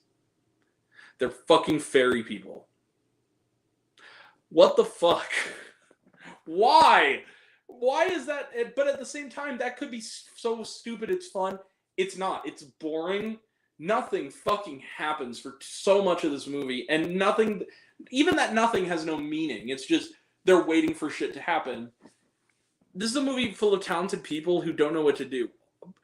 Dakota Fanning, bless your heart. Like, I hope you got a really, really good paycheck out of this. But man, this was almost hilariously ill-advised. And it's one of two films on this that is a Warner Brothers release. David Zaslav, release Coyote v. Acme. Stop this. Fuck you. Number 7, The Watchers. That's it. Again, respectfully disagree. What did you? I'm honestly curious. I'm not trying to give you shit. Like, I respect your opinion, but what did you see in this that I didn't? I genuinely want to know. I like the setup of the film. Like, I thought it was intriguing enough. Like, But what about I liked where they were going with the film up until the last 15 minutes. That twist was so lame, though. I mean, like, That's why I said up until the last 15 minutes, because the twist made no sense. Fair enough. So. Yeah. I mean, I'll say this: it was shot okay. It wasn't a badly shot film, I guess. There was some atmosphere there, but yeah. Yeah, but I like the movie, so. It's the corn in the turd for me. That's kind of what the corn is in the turd. But anyway, number 6, Mr. Poncho. Now, man, dude, we might actually have a chance of not having this run for 3 hours. We're kind of blowing through these. Number 6. There's not really much to say about some of these movies. A lot of them, actually, weirdly enough. Number 6, Mr. Poncho. What happens when you have a talented cast, a talented guy who made his first directed film, and it turns out this bad? You get something like Pullman. I had a chance to see it. I saw the TV Glow instead. I think I made the right choice. You did, because I saw the TV Glow as an amazing movie. It is. It's one of the best films of the year, bar none. Chris Pine, seriously, like, I'm glad you love your film, and I'm glad you love the way it turned out for you. But please, by all happenstance, please, if you want to make movies, my good sir, do better.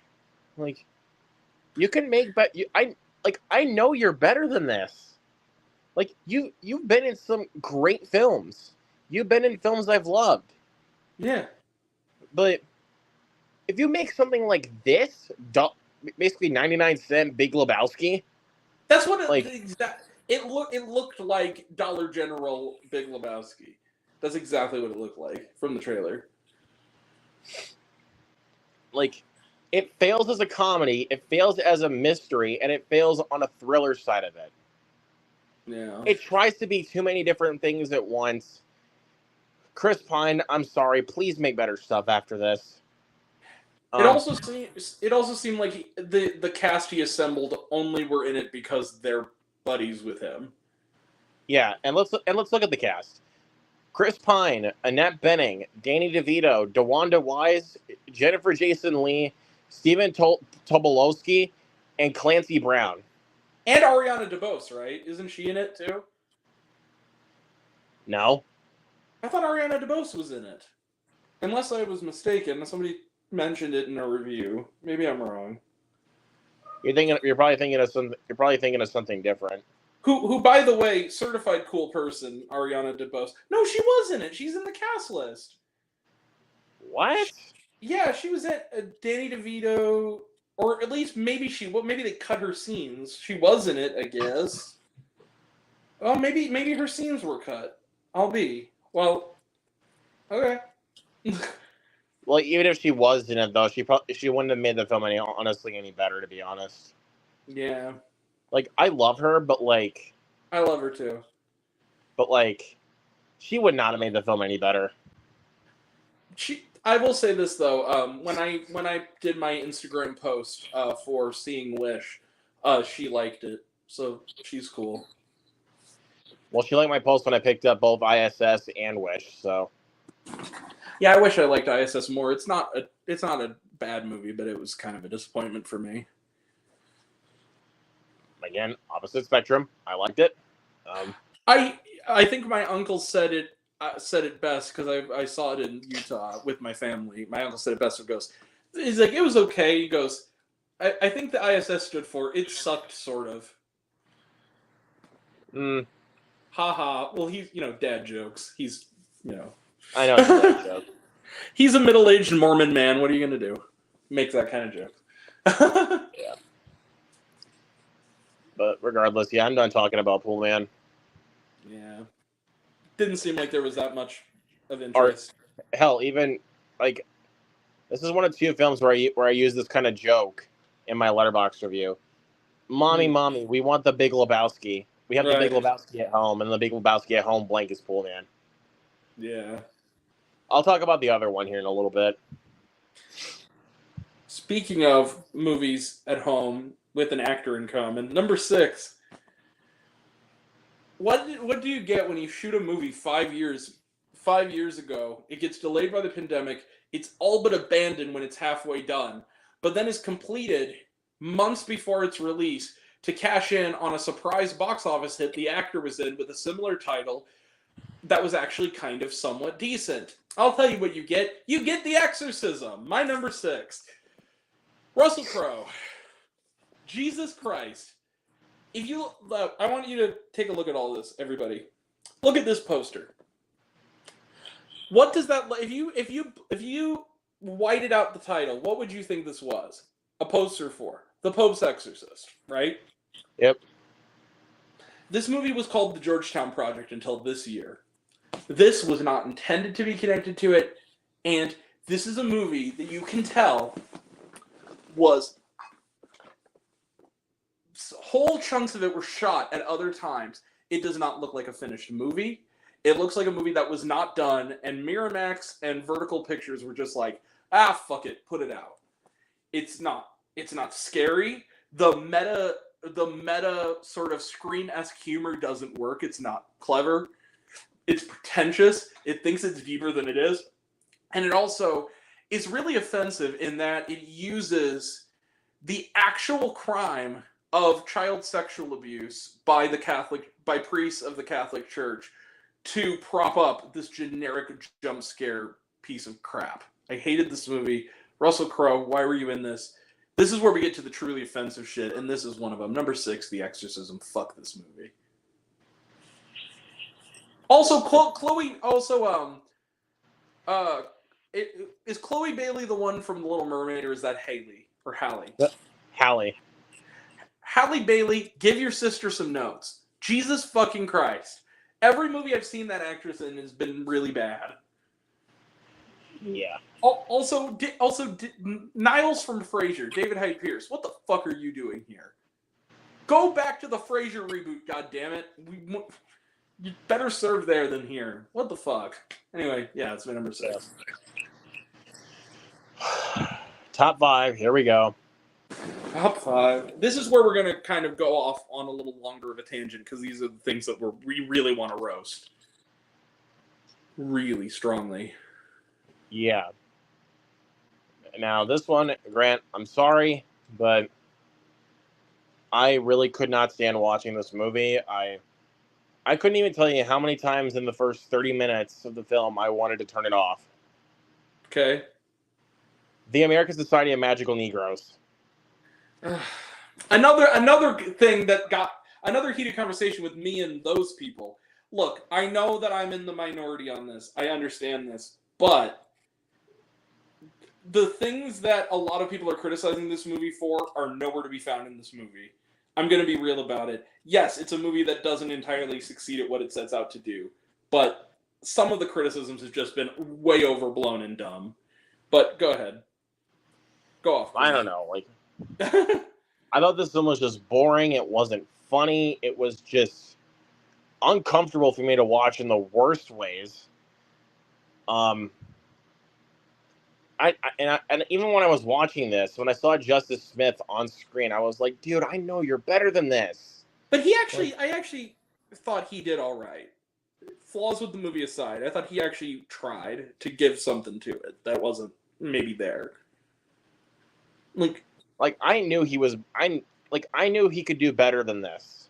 Like, even while I was watching it, I was like, dude, what are you doing?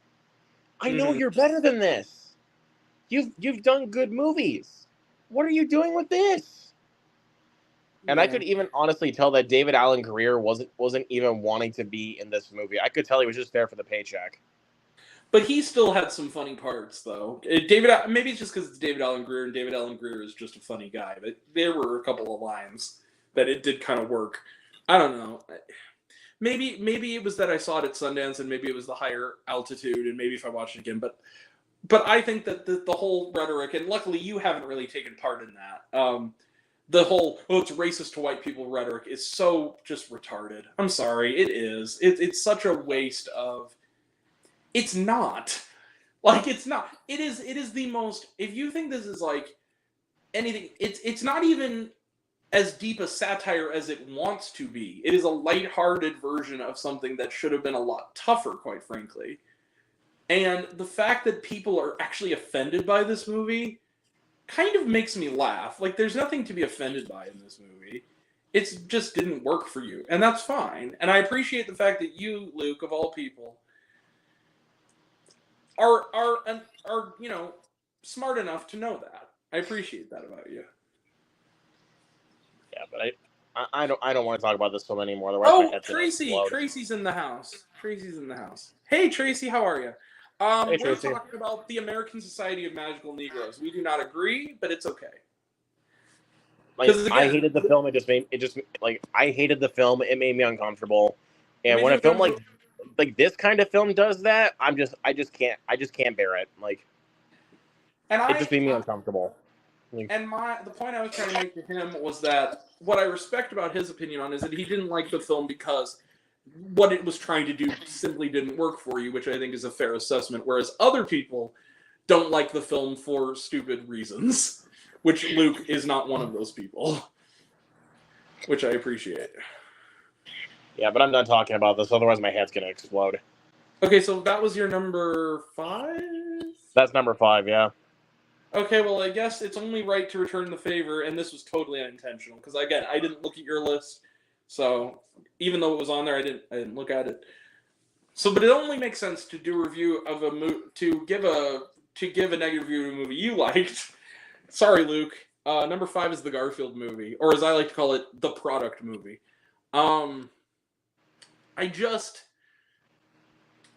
I think that the thing that really pushed it over the edge for me, and the movie was already really bad, it just wasn't funny to me. And it also wasn't the character. Like, I didn't see the character. I love Chris Pratt. I just want to be real. I'm not a hater.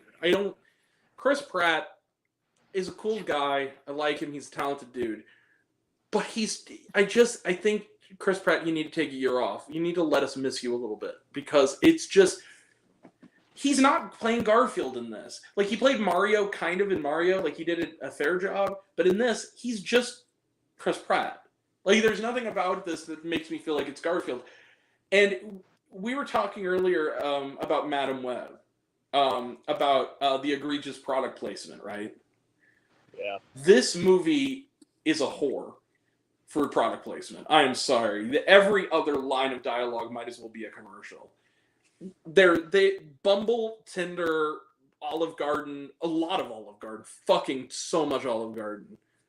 And it feels cheap. It feels AI generated.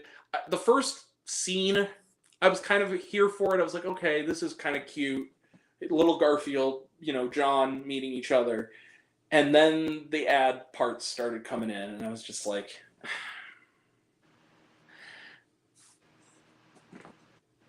I agree, Tracy. You hit the nail on the head, because that was my biggest issue with it, is that the fact that it was a Garfield movie didn't even seem to matter. It was just, you could have had just an orange cat and called it anything. It could have been Heathcliff. The fact that it was the Garfield movie didn't really have any merit, because it wasn't a Garfield movie. I also kind of resented the fact that the whole movie is like, yeah, forgive your abusive father for abusing and neglecting you. without really apologizing or having any kind of reconciliation. Just do it because he's your dad. And I thought that was also kind of skeezy. I just didn't like it. It didn't feel like it was made by anybody who wanted to make a film. You know what it reminded me a lot of, Luke? And it's maybe not quite as bad as this, but it gave me the same vibes as is the Emoji Movie. It had that same feel to me of, this is not a movie, this is a product. And a kind of an ill-made one at that. I just really hated it. It's my number 5. Also, but here's the thing that pushed me over the edge. I got a comment from somebody who mentioned that you're wrong. This movie's great. It's better because it made more money than Furiosa. Therefore, it's the better movie, which is the stupidest thing. That's dumb. It's really dumb. And I know you didn't love this movie, Luke. Like, I know you only gave it like a 3.5. But you were more forgiving of it than I am, and I understand. Like, you're not alone. There are people who really like this movie. I felt like I was being sold something, not being given a story to latch onto emotionally or humor-wise. So yeah. Well, in all honesty, though, like, I feel like I'm more forgiving on this film because I honestly knew what to expect going into it. Like. But see, I honestly kind of knew what to expect. Like, when I saw the trailer, I was like, okay, I know what to expect. But I think that my issue was that first trailer, I kind of knew the trouble was coming in that second trailer. Because the first trailer, when it was really just that first 10 minutes condensed into 2 minutes, whereas like Little Garfield and stuff like that. That one I actually thought was kind of cute. And then the second trailer came out, and I was like, I'm just not laughing at these jokes. And it just wasn't funny to me. And then I saw the movie with optimism, like, okay, maybe this will still somehow be all right. And it just felt like no one. It felt synthetic. It felt like, you know what? Real quick, Tracy. Tracy, thank you for being here. First off, she says making more money doesn't mean the film is better. We collectively love when a great movie does well at the box office, but that's it. Exactly. And the other thing is, Odie looked adorable, TBH. You know what? Odie was the best part of this movie. I agree. I actually think the few times I kind of smiled at it was Odie's reactions to them. I'll be real. They kind of nailed Odie. I will give them that. But also as a Garfield fan, I didn't quite really like it. I also thought the villain was kind of weak sauce. I mean, it's just, I like Hannah Waddington. I like Ted Lasso, but it just felt kind of. It just didn't feel like it needed to be this plot. I think that the idea of what I liked about the reason I kind of liked the first Garfield movie from 2004 is that it just kind of was the comic strip, really. But 80 minutes. It was vignettes, kind of, which I think is a better approach. I don't like when certain characters just don't fit cinematic plots as well as others, and I think Garfield's one of them. Same with Marmaduke. I just don't think you can put that kind of. It's too simple, right? Right. So yeah, that's my number 5. Sorry, Luke. Yeah, we'll move on. Okay, number 4. If I can find my list, hold on. Number 4. Speaking of movies that anytime I talk about them, my head will probably explode. Miller's Girl. You know, I actually almost watched it the other night because when you described it on Netflix, because when you described it to me, I just said, I feel like I need to watch this before the stream just so, because I may enjoy how bad it is, but I didn't. I was just like, it's a waste of time, whatever. The movie is a waste of time. Poor Jenna Ortega. Come on, girl. Oh, God. You're better than this. Same with Jenna you. Ortega. We already knew, like, even when I was watching the film, I'm like, okay, these are great actors, but they are better than this movie. Like, I remember they deserve much better than this. This movie came out when I was on my trip. It was like late January, and it was playing at the theater, and we almost saw it, me and my uncle, but we realized that the drive to we were going to do it to kill time on the way to the theater to see what would end up being Out of Darkness. It was the Screen Unseen movie, and we went there, and we realized that it kind of came down to, would we rather see Miller's Girl or the mystery movie / the mystery movie, what would eventually be the mystery movie, and then Rob and Roll. And I just said, I kind of want to see mystery movie instead. And so we just decided to skip it. And it never came to Edwardsville or O'Fallon, so I never saw it. I don't think I missed anything. You clearly did not. You clearly did not miss anything. It's a horrible film. It's despicable. It's disgusting. And plus, for a movie like this to happen in today's climate just annoys the living shit out of me. And if you're going to do it in today's climate, make it smart. Like, okay, anything can be done well if you do it well. But if you do it badly, you just look like an asshole. Like this kind of premise. Like, you have to be careful with these kind of plots. And if you're going to do them, you either have to make them kind of a dark comedy, or you got to make it like look at like Lolita, for instance. Like, okay, that kind of works. But it's because it's made by Stanley Kubrick, who could kind of pull it off. Right. You know what I mean? You know what I'm saying? Like, Yeah. anything can be made good. You just have to make it good. Bad movies are bad, regardless. Yeah. But yeah, I'm done talking about this movie. My head is probably gonna explode. Didn't Seth Rogen produce that too? 1 second. I thought it was him. I thought that was one of the non-comedy movies he did along with Cobweb, where it was surprising that he did. Why? You produced freaking Joyride. You produced Cobweb. Dude, Cobweb, when I saw Point Grey Pictures, I'm like, wait, Seth Rogen, executive producer Seth Rogen, I'm like, well, I'll be damned. That was a good movie. Good on you, man. Our stoner has grown up. Yeah, I'm done with this movie, though. Okay, number 4. Oh, now we get into the real shit. Ooh. Yeah. Are you ready? Are you ready? Let's get it on. Okay, number 4 requires the sound effect.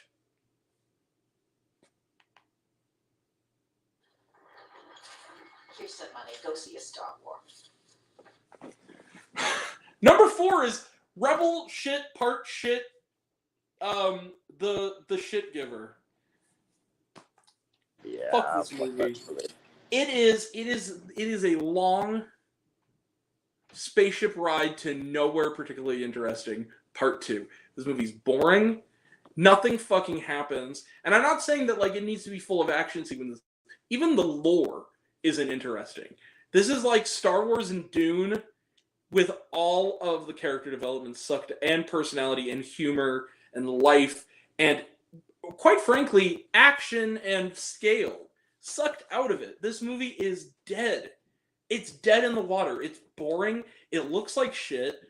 Zack Snyder is better than this. I don't know why he's insisting on making this a universe. I don't get it. And that scene where they're giving their backstories around the table, I clocked it. It was 15 minutes. And this was after an hour of them just fucking around harvesting wheat in slow motion. This movie is boring.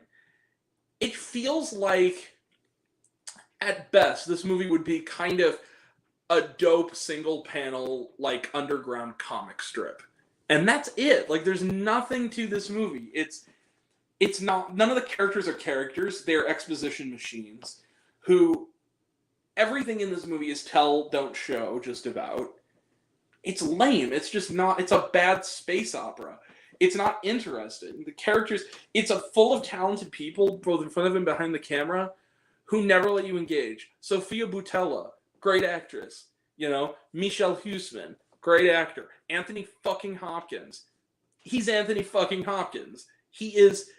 That's a guy who, even in this movie, I've always said, you could make a documentary about that man eating lunch and telling us about his day, and I'd still want to give him an Oscar. But there's nothing for these people to do. And Zack Snyder, Jimon Hansu, nothing. Zack Snyder even his failures can sometimes have merit to them and even be improved on by these director's cuts. There's nothing to improve on here. I'm not watching the director's cuts. I refuse. I know they're coming out soon. I'm not going to review them because I already suffered through this once.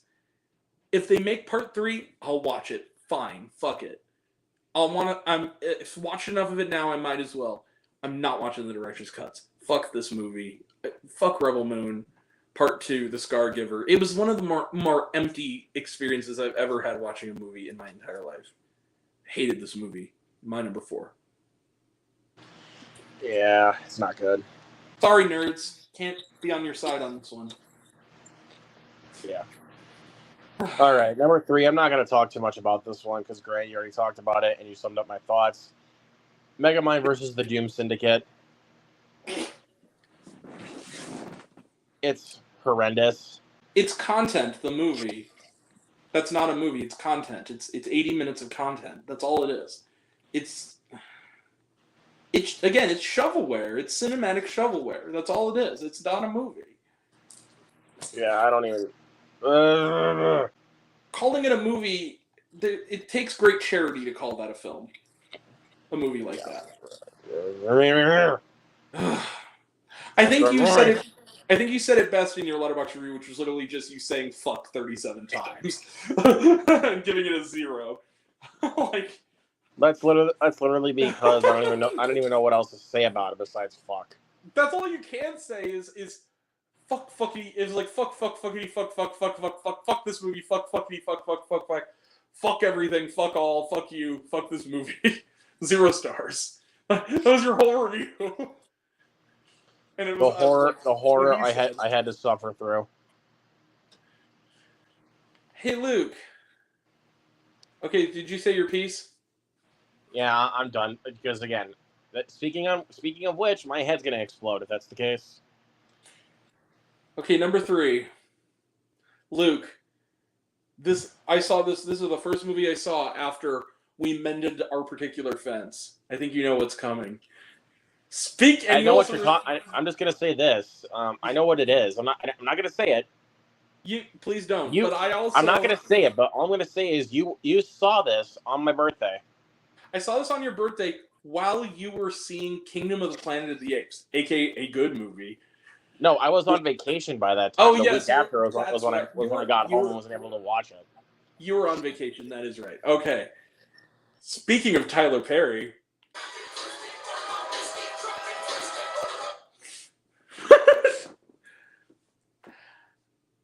Okay, I want to remind you all that this movie's premise was done better in a 22-minute episode of The Boondocks. Not another church movie is my number 3. Seriously, not another one. And people have asked me, you actually saw that movie? It's like, I sat there, you watched the whole thing. I watched it from lights down to lights up. And they're like, you deserve a medal. Yeah, I want it.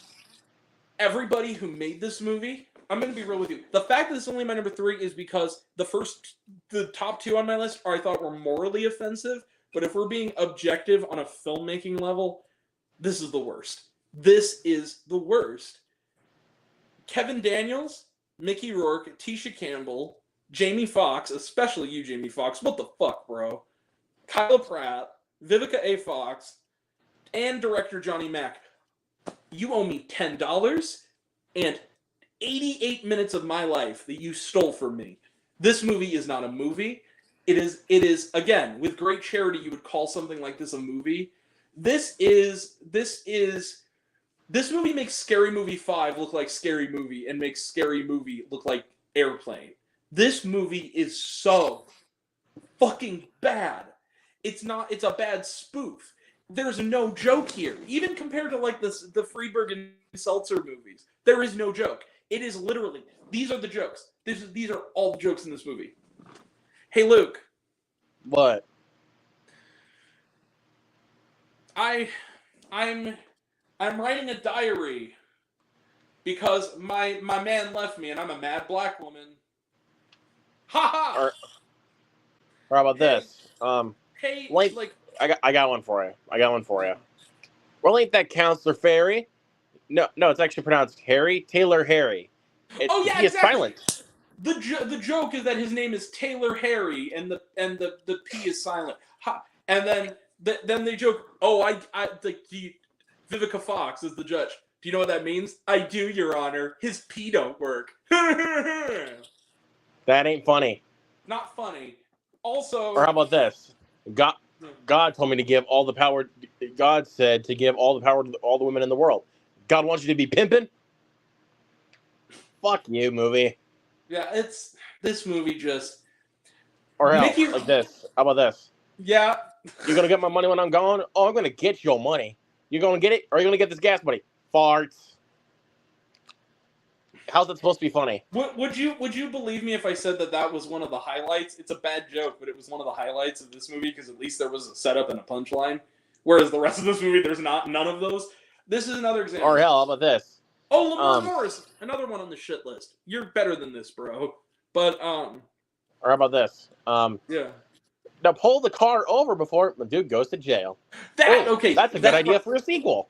Dude, not only in the trailer, people would think, oh, that's just a gag in the trailer.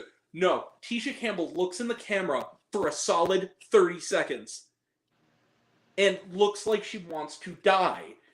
It is so awkward. It's one of those. Mark Kermode said it best. Not laughing at a movie is sort of like wanting to laugh and not laughing is sort of the equivalent of needing to sneeze and not being able to sneeze. You just feel sick to your stomach because jokes are just dying on the vine. It's just dead air. It's just nothing. You just feel depressed because there's nothing there. This is the kind of movie where the idea of a joke is Lamar Morris shows up and is like, I need somebody to take care of Daddy's little girls. Now just know, girls, there's a good chance you might not be Daddy's little girls. Because you see, he doesn't know if he's their dad. Because they're black people. Isn't that funny? It's a racist piece of shit. Isn't that funny? Like, oh, and also, man, my cousin is a really good father. I think Idris Elba should play him in the movie. Because Daddy's Little Girls was a movie that Tyler Perry directed with Idris Elba. You get it? Are you laughing at? Why aren't you laughing, Ponto? Laugh, goddammit! Or how about this? That's this whole movie. It's like. How about this? Judge said half, your ass is going to get halved. Grabs that chainsaw and just chainsaws the couch. You know what? Okay, first and foremost, well, first off, they just stole that really from Diary of a Mad Black Woman. But the other thing is, the scene where they're in the courtroom and they start singing the We Got Half song, that was like one of the 2 times I kind of like went, kind of chuckled, because it's like, okay, that was kind of ridiculous enough to make me go, okay, that's kind of cute. That, and there's another part where like Lamar Morris is supposed to be like in the asshole stage before he becomes a better man, and like girls in the car, he goes, excuse me, can you open the door? He goes, you got hands that work, don't you, bitch? Jesus. You know, it's like, okay, that's kind of funny. But again, that's it. And they're not even that funny. Like, it's like, okay, it's kind of amusing. And I think a lot of it is also because I just like Lamar Morris. And I know he's better than this. And so I'm just kind of feeling for him. But it's just the whole movie. And then the movie is so bankrupt that as the movie goes along, it runs out of Tyler Perry movies to reference as references. So it literally just steals whole chunks of it. Like, there's this whole section where they just do scenes from Medea Halloween. Like, they don't change anything. They literally just do like even shittier recreations of actual dialogue from Medea Halloween in the movie.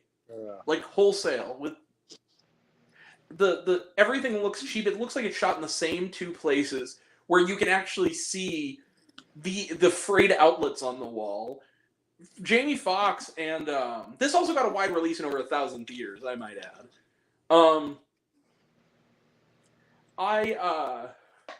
Jamie Foxx and Mickey Rourke are literally green screened into this movie badly. I have a friend who I frequently run into at the theater. This older lady by the name of Mrs. Johnson. She likes just about every movie because she's one of those older people who just loves movies. She's like sees a movie and just likes it. She's not someone who looks at things critically. I mentioned Not Another Church Movie, expecting her to find merit in it, and she was like, "Man, that was really bad, huh? It wasn't funny." And I'm like, right. If someone who generally likes every movie doesn't think your movie is good, you failed. Oh my god. Yeah.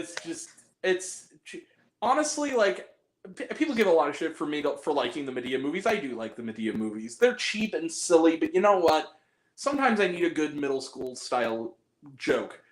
These movies, those movies are objectively not good movies, but compared to this, they're The Godfather. Like, this is shoddy to a degree that I didn't think actually possible in a theatrical movie. Like, this is Cool Cat Saves the Kids levels of shoddy. Like, it's that bad. So yeah, number 3, not another church movie. Seriously, not another one. And also, how dare you besmirch the name of not another teen movie? That's actually funny. Fuck you. Anyway. Yeah. Number 3, fuck that movie. All right, number 2. Oh, sorry, one more thing. I'm sorry. I know we went on a tangent. I apologize. One more thing. And I think that Martin from Double Toasted reacted best when his mouth was hanging open in shock. There's a Boys in the Hood joke in this movie. Wow. And it's not even a joke. It's literally, there's a part where a guy, first off, like, you're seriously just reminding me of a movie I should be watching, because, like, Boys in the Hood is actually good. It's a good movie. But also, like, someone pulls out a gun and one of the kid goes, "Ricky!" Wrong movie. "Bobby!" It's like, Yeah. fuck you. Yeah. You know what? Fuck this movie. Just go rent Don't Be a Menace to South Central while drinking your juice in the hood. Now that was funny. It's all right. At least it's funnier than this. At least the funny parts are actually funny in that movie. Yeah. Anyway. Number 2. Yeah. Number 2. Kind of placed it in my profile pic. That's on screen. I don't know if you guys can see it or not. Founders Day. Again, it didn't open I was on vacation and it didn't open anywhere near me. I skipped it. Good. You deserve better. Yeah. I love a good slasher film, but after the opening was done, I was like, I'm in trouble, aren't I? And Yep. sure enough, I was. And they tried to do something. They did like another first-person point of view opening, like they did in Thanksgiving. And Thanksgiving did it much better. Yeah. So there's that. But If you want to watch a holiday honestly, slasher this was the big checkout point for me. I'm not even joking you, Graham. This was the big checkout point for me. I still continued watching, but this was the checkout point. Did you watch the whole thing? I did watch the whole thing. Okay. I did, but I'm just saying, like, in regards You can mentally check out as long as you finish the movie. You can mentally check out. I finished the movie. I just mentally checked out. Like, okay, fair enough. Okay. So it's when these two kids are in detention and they're dating. Mm-hmm. The teacher leaves the classroom, and then the guy, either it was the guy or the girl, I don't fucking remember because I don't care. One of them says, "Let's fuck on this old man's desk," and they do. Jesus Christ, that's a bad line. Yeah. And also the kills. For an R-rated movie, you do not see any of the kills. And the one you do see is my buddy Jacob Hubbard put it the best way. It's the worst PlayStation 1 blood graphics you'll ever see. Damn. Now look, it actually here's how I can describe this movie. Again, this was also kind of preface to my Pool Man review. Mommy, we want Screamin' Thanksgiving. Yeah. Continue. We have Screamin' Thanksgiving at home. And then Screamin' Thanksgiving at home blank. We now for gosh sake, watch your language, young man. Fuck you, mommy. That's What's your fucking language, motherfucker? fuck are you? This movie sucks anyway. You couldn't even give me the real thing. Yeah, just watch Thanksgiving. Come on. And Scream, for that matter. And Go watch Scream. Or Any of the Screams. in regards to political stuff, go watch the freaking Purge Anarchy. Like, honestly, watch any Purge movie that isn't the first one. They're pretty fun movies, honestly. I would honestly say watch any of them that isn't the third one. But see, the third one is the weakest of the sequels, but at least it has Candy Bar Girl in it, so I kind of love it for that. But you have to give me this though: the dialogue in the Purge election year is god awful. Yeah. However, the other thing that movie has going for it is Frank Grillo, because he's, Frank Grillo and Elizabeth Mitchell are good in the film, but the dialogue is fucking horrendous. They are definitely better than the material they're given. That is true. In that instance. But the reason why I was prefacing the Purge Anarchy is because that is the best one. Also, the masks look like they're like dime store ripoffs of the ones from the Purge too. What, the mask? Yeah. It basically looks like something they pulled out of the Purge. Yeah. But it looks like the Party City version of one of the costumes from the Purge, though. It looks cheap. Like, actually, after this, I think I'm just gonna pop in the Purge Anarchy. Honestly, Purge Anarchy is actually a pretty decent movie. Honestly, that's a great movie. Actually, like that's yeah, I like it. I love the Purge Anarchy. That is my favorite one of the franchise. It's probably the best one. I actually liked the Forever Purge more than some people. It wasn't like the best one, but I liked it. It's. I think it's better than Election Year.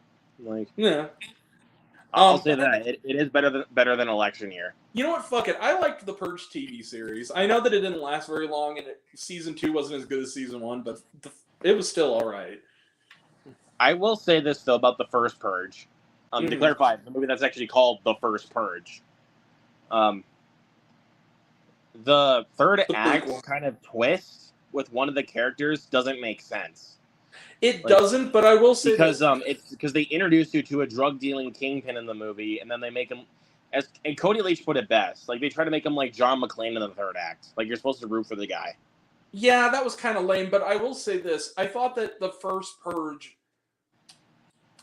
Election Year worked better on a like an action Purge movie style, but if we're being honest, the first Purge was better as a political satire than Election Year was. Even if it wasn't seriously, like Election Year has that might be honestly contender for worst scripts of all time because the script in that film was fucking horrendous. No. But yeah, I'm done talking about Founders Day. If you want a better political type of slasher film to watch, just go watch one of the Purge movies. Yeah. Or I know you didn't like it as much as I did, but Sick was pretty good. Sick was fine, but yeah, I'd say watch that one. It's better than Founders Day. At least that hell, any movie can be better than Founders Day. At least Sick has a personality and a sense of its own absurdity and a sense of humor. It at least has I'll give you that. It at least has a sense of humor, but Founders Day is just I could not wait to turn that movie off. Yeah. All right, so number 2.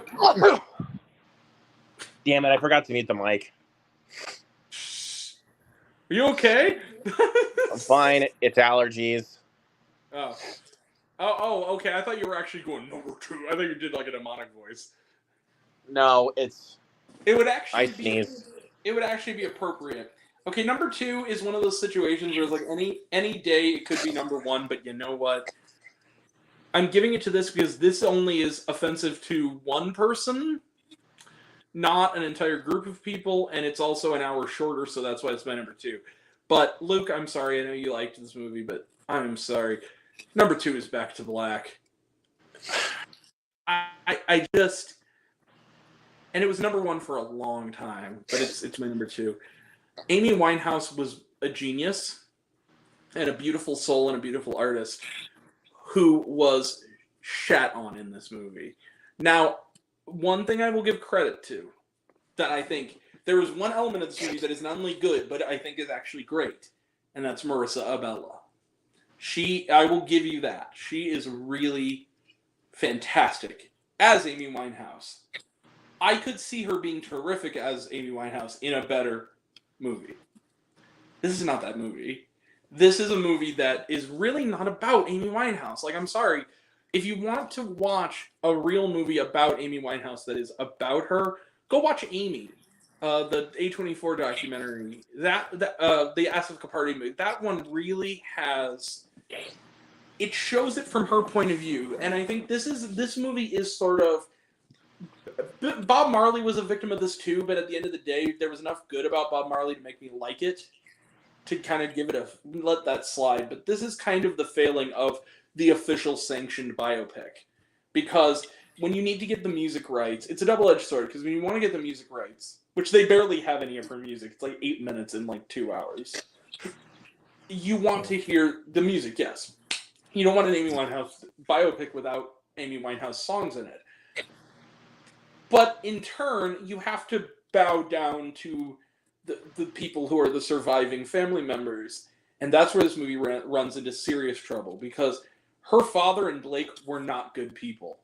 If you saw the documentary, anybody who saw the documentary knew that they were, if there was any external reasons to why, Amy Winehouse didn't have an accidental overdose. Amy Winehouse committed suicide. I'm just going to be real about it.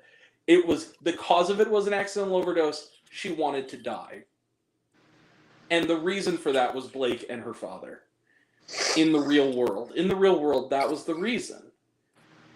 And so to craft this fantasy that she was, that also portrays her as a negative kind of nasty, gross, mean character, and making them kind of look noble and heroic, is ugly and offensive. And the last scene of this movie, the last 10 minutes of this movie, are unforgivable. The way they choose to end this movie is so tone deaf that my jaw hit the floor. I couldn't believe it. I was like genuinely heartbroken. Like, it's one of those movies that 30 minutes into it, I wanted to leave, and I wanted to leave because I felt sick to my stomach. I was offended. I didn't want to be there because I felt like I was watching this beautiful artist that I really have loved for years, who I loved when she was alive. Her corpse being ripped out of the ground and shown in front of the paparazzi cameras for everyone to see. It was a desecration. But it has just enough of the biopic formula gloss on it to fool people into thinking it's uplifting, and it's not. I'm sorry. You can like the film if you want, but you've got to acknowledge what it is. It is not really a movie that loves Amy Winehouse. It's a movie that it doesn't love Amy Winehouse the woman, it loves Amy Winehouse the moneymaker. That's it. And it's just an ugly movie, and I hated it. It's my number 2, sorry.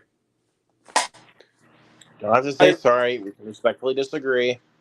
I know, but have you seen Amy, the documentary? No.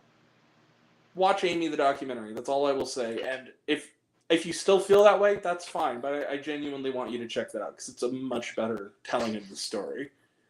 And it's more honest. I mean, I bet that it is, but it's still not going to change my perspective on it. Fair enough. No, I'm just saying, I think it also doesn't help that I'm an Amy Winehouse fan, and I have been since the start. And this is a fascinating person that they made a cartoon out of. And it's, again, if it wasn't for Marissa Abella, it would be completely a wash. But the fact that she's so good in it, which she is, again, I will acknowledge that she gives a star-making performance in this, but that somehow makes it worse, because she's so good with material that just doesn't honor the person she's playing, and playing very well, honestly. It's just a shame. And also, Sam Taylor Johnson just is not a very good filmmaker. I've seen her movies. I just generally don't like her films. Nowhere Boy was okay, but this really does feel like the kind of movie you get when you hire the director of 50 Shades of Grey to do a biopic of a singer. And it was just misery to sit through. Sorry. In my opinion. All right. Okay, now you ready to do an FU drum roll? We're at number 1, Mr. Ponto. All right, and I'm actually going to change my profile for this one. Well, wait. Let's build it up first, though. Don't want to spoil it before we build it up. All right. You ready? It's time. We got to do the 3 fuck you salutes. Remember? All right. Hold on.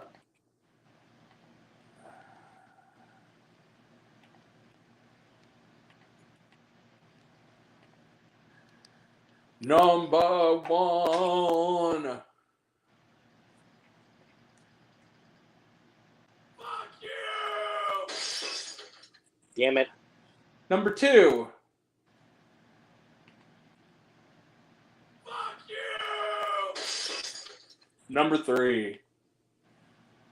Fuck you. It's our number one stoink pile, everyone. What's your number one, Mr. Ponto? Actually, for shits and giggles, I'm gonna do it to just basically kind of show you how I feel about this movie. Fuck you. And ready? Keep me in a drum roll, please. It's Imaginary. That movie sucked. I mean, I enjoyed it, but it sucked. It was bad. Yep, that's right. Imaginary is my least favorite film of the year so far, and this was the closest film of the year. This was the closest of me walking out of the theater. Once the twist was revealed, I actually almost left. Because it makes no sense when you really think about what happens beforehand in the film. When you you really think about it, it makes no sense. What's up, Michael? You came in right at the end, my dude. We're at the number one. Yeah. But yeah, like I said, the twist in the film makes no sense whatsoever. Remind me what the twist was, because I think I forgot it. So, it was revealed that, except for the stepdaughter and the stepmother, that Chauncey the bear was a figment of everybody's imagination. Oh, right! Oh, that was so stupid. But when you think about it, makes no goddamn sense. But here's the thing, though. Let me just say this. When the teenage boyfriend was messing with Chauncey, and then when Chauncey was messing with him, when you really think about it, it makes no sense. Basic errors. Basic fucking Bush League errors. And the film is obsessed with explaining its twist. But even with all that explaining, it makes no fucking sense. Can I be honest with you, Luke? You're making me love this movie ironically even more by just reminding me of that. Yeah, that was so fucking bad. Oh, man. Seriously, once that was revealed, I literally got up out of my seat and I stood in the corner of the theater and I was like, I could leave. Did you basically do what I did at Pawnee and Sullivan, where I was just pacing in the top row going I could just leave. I could just go. No, I could just leave. And the theater was packed, mind you. Right. When I saw this film, my theater was packed. And not a single soul was laughing. No one was into the movie. I was laughing, but that wasn't because of anything in the movie that they wanted me to laugh at. Oh my god. And I even after the first 20 minutes I wanted to leave because I was they were so bad already, but it wasn't gonna make nothing was even gonna make the film any better. And then the twist was revealed and I was and every character was an asshole in unique and different ways too. And they even thought, oh, Megan was great. It actually had some humor in there. Yeah. And this film is incredibly tone deaf. It is so tone deaf. The thing I think that separates this and what keeps it in the category of something like Night Swim, even, which I think they're the same writer, if I'm not mistaken, is that Megan was made by somebody who wanted to make a social satire with horror as an element about technology and commercialism and marketing and capitalism, and it happened to have a horror element, but it wasn't a jump scare movie. This is somebody who wanted to make a bunch of jump scares and needed a gimmick to clothesline them. That's the difference. Oh, yeah. Somebody set out to make a movie when they made Megan. They didn't set out to make a movie when they made this. I knew I was going to be in trouble, honestly, when I found out that not only did Jeff Wadlow direct the film, but this film, The Imaginary, was written by two of the guys that wrote Playmobil the movie. Really? I am not fucking lying. I am Luke, not you're lying. making me love this movie more. You're in danger of making me put this on my best of list. The longer you describe these things I didn't know to me. Because this makes No, it so dude, it much makes it worse. worse. It does It make makes it it worse. worse. It makes it worse, but it makes it worse in the best way. The fact that it weirdly makes so much goddamn sense that this is the same schmucks who wrote the Playmobil movie, which is another one of the best bad movies ever. Like, oh my god, that's perfect. I totally didn't know that, and that's hilarious. It makes Oh so my much god, sense. I could not tell you how badly I wanted to leave. It was. Oh Just my! go. This was the most painful movie I've had to sit through. Just watch If instead. It's the better movie with this premise, kind of different genre of premise. Different genre, and also that film actually has good comedy. Good comedy and good drama. It's kind of amazing how the children's movie with the concept was more mature in its and substantive than the essentially horror movie that's, I guess, made for an older audience. It's kind of sad. This movie, I feel like this. I feel like Imaginary was just put in the hands of a 5-year-old. Yeah, and that's what we got out of it. Yeah, it's this movie. It just I haven't seen The Imaginary yet. I saw the first couple minutes of The Imaginary before my stuff crashed, and I'm planning to go back to it because so far it was good. But of the Imaginary Friends movies that are out this year, go watch If, and possibly The Imaginary. I'm sure it's as good. It's good considering how it started. It started pretty strongly. So yeah, fuck Imaginary. I don't even want to bring any more attention to this movie because it's just painful for me to sit through. Yeah. All right. Number 1, Luke. Now you know this. I've talked about this for years. I go with what I call the Todd in the Shadows method, which is my number 1. The worst film has to be the exact opposite of the best film. It has to be the antithesis of what I would say is the best good film. This is a movie the movie that's number 1, it's a place of honor, really. It has to be to the movie that is the most soulless, the most humorless, the most dreary, boring, ill-advised, and honestly offensive movie I've seen all year. It has to be a movie that has the ambition to tell a story and fucks it up so badly that it's monumental. And it has to have elements in it of people with talent, people who make good movies before, will make movies again, but didn't make a good movie this time. My number 1, the movie that made me feel the angriest, the saddest, the most sick to my stomach that it exists, and that it exists in the form it does. And also the emptiest I felt. My number 1 is Horizon, an American Saga, Chapter 1. What happened, Kevin Costner? I really, and it's also a movie I was looking forward to some degree, because I like Kevin Costner. As a filmmaker, he's not my favorite, but as an actor, he certainly is. And I will admit, I enjoy Dances with Wolves. It's a little overrated, but I think it's a good film. This is a movie made by the same writer-director who did Dances with Wolves. I bring this up because it all the more makes the treatment of Native Americans in this movie insanely unforgivable. This is a movie that is... I'll get to the stuff that's really the main reason it's number 1 first, and then I'll go to the other stuff at how it fails as a film. But just on an objective level. Agreed both with you 100%.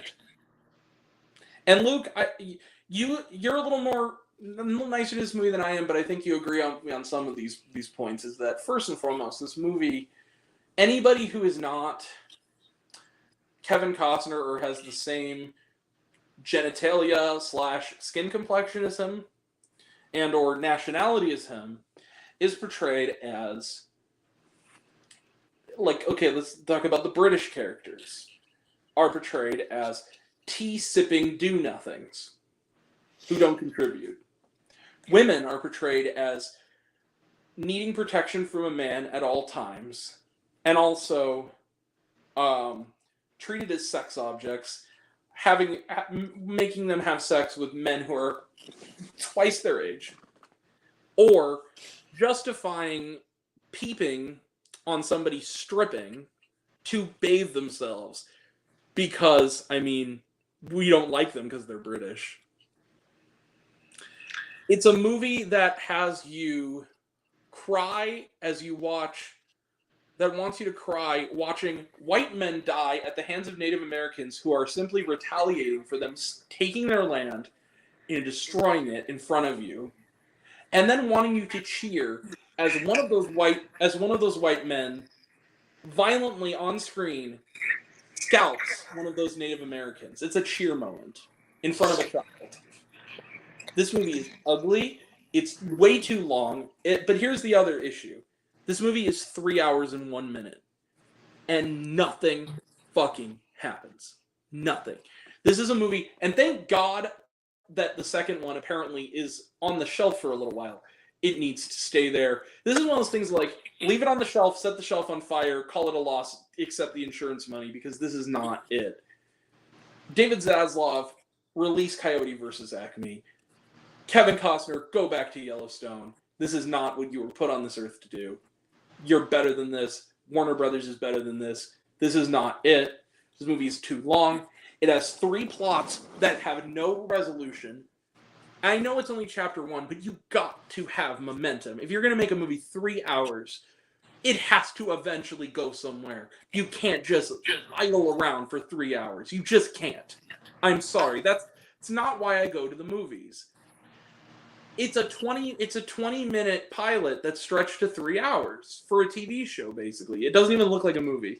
Yes, the Utah landscapes are beautiful, but they're shot in sort of an anamorphic, almost TV-esque way. It almost looks like episodes of Yellowstone are better made than this, quite frankly. The acting is, for the most part, terrible, even by good actors. The child acting, bless them, because I never want to blame the kids. It's really not their fault, but is really stiff and bad. The only person in this movie that comes out of it with even a shred of dignity is Abby Lee. Marigold as a character is not much of a character. She's a type, but at least she's kind of lively and she brings something to it.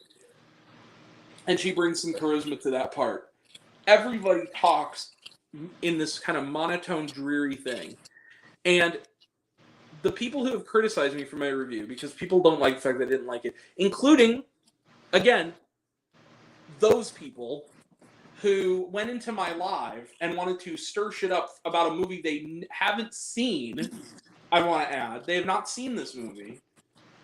And, again, questioning my credentials over a movie they didn't even see. It's about context, people. I'm sorry.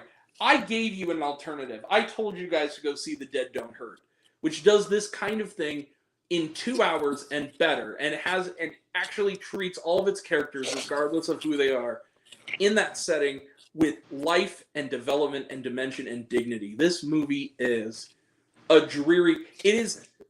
Somebody asked me to describe it in one sentence. And said, "Imagine the longest, dreariest, slowest wagon ride imaginable with the worst company." That's Horizon: An American Saga, Chapter 1. I am to say that I'm not looking forward to the next 3 installments would be an understatement. This movie is one of the most lifeless things I've seen ever. It's my worst film of the year, and it's, quite frankly, to be honest with you, on a moral level, one of the worst things I've ever seen. I'm gonna be real about it. Yeah, it's my number 1. Sorry. I just thought it was painfully mediocre. That's honestly all for me. But you know what I mean? Boring. Like, just fucking yeah, boring. It's slow and kind of boring, but like, and what happened? Where's the plot? What happened to the plot? There's nothing going. You know what I'm saying? Like, there's somehow 3 plots and no plot at the same time. Like, there's no momentum to this movie. Nothing really of substance happens for 3 hours. Really, not much. Yeah. It's lifeless, and this is not, I know this is a passion project. It reminds me of there was that review that Mark Kermode did of that movie Blackbird with directed by the guy Michael Flatley, where he said something to the degree of vanity projects are one thing, insanity projects are another. And I feel that way about this movie. Like this is an insanity project, Kevin Costner. Like, just go back to Yellowstone, please. You're so much better than this. Like, this is not what you're put on this earth to do. And also, like, make another movie in another genre, too. Like, I'm kind of done with that kind of Kevin Costner movie. Kevin Costner, the rare times he makes movies, they're always Westerns. And I know that he likes that. I know he does. But he's got to do something else, man. You got to have something else in your back pocket. You got to. You know what I mean? Like, you got to. There's got to be another story you want to tell here, man. And it just, it's like, again, I can't. I was shocked watching it because it just felt like this is the man who made Dances with Wolves. A movie that was all about how it had a little bit of a white savior element, which is, whatever. But at least it had this idea of, like, natives are people who deserve to be loved and respected. In this movie, they're screeching savages. They're just stereotypes. All of them. There's not a single three-dimensional or even one-dimensional native character in this movie. They're just it's disrespectful. And just watching it, it's just, and it never ends. And the guy sitting next to me, I think, said it best. He snored loudly for like 2.5 hours of this 3-hour movie. And that's a better review than I ever could have given this. So yeah, fuck this movie. Fuck you, Horizon and American Saga Chapter 1. Kevin Costner, do better, bro. You're better than this. Sorry, that's it. Okay, I'm done. And another thing. No, I'm just kidding. Kevin Costner's films are too long. I agree, Michael. Chapter 2 will probably suck as well. I mean, and here's the other thing.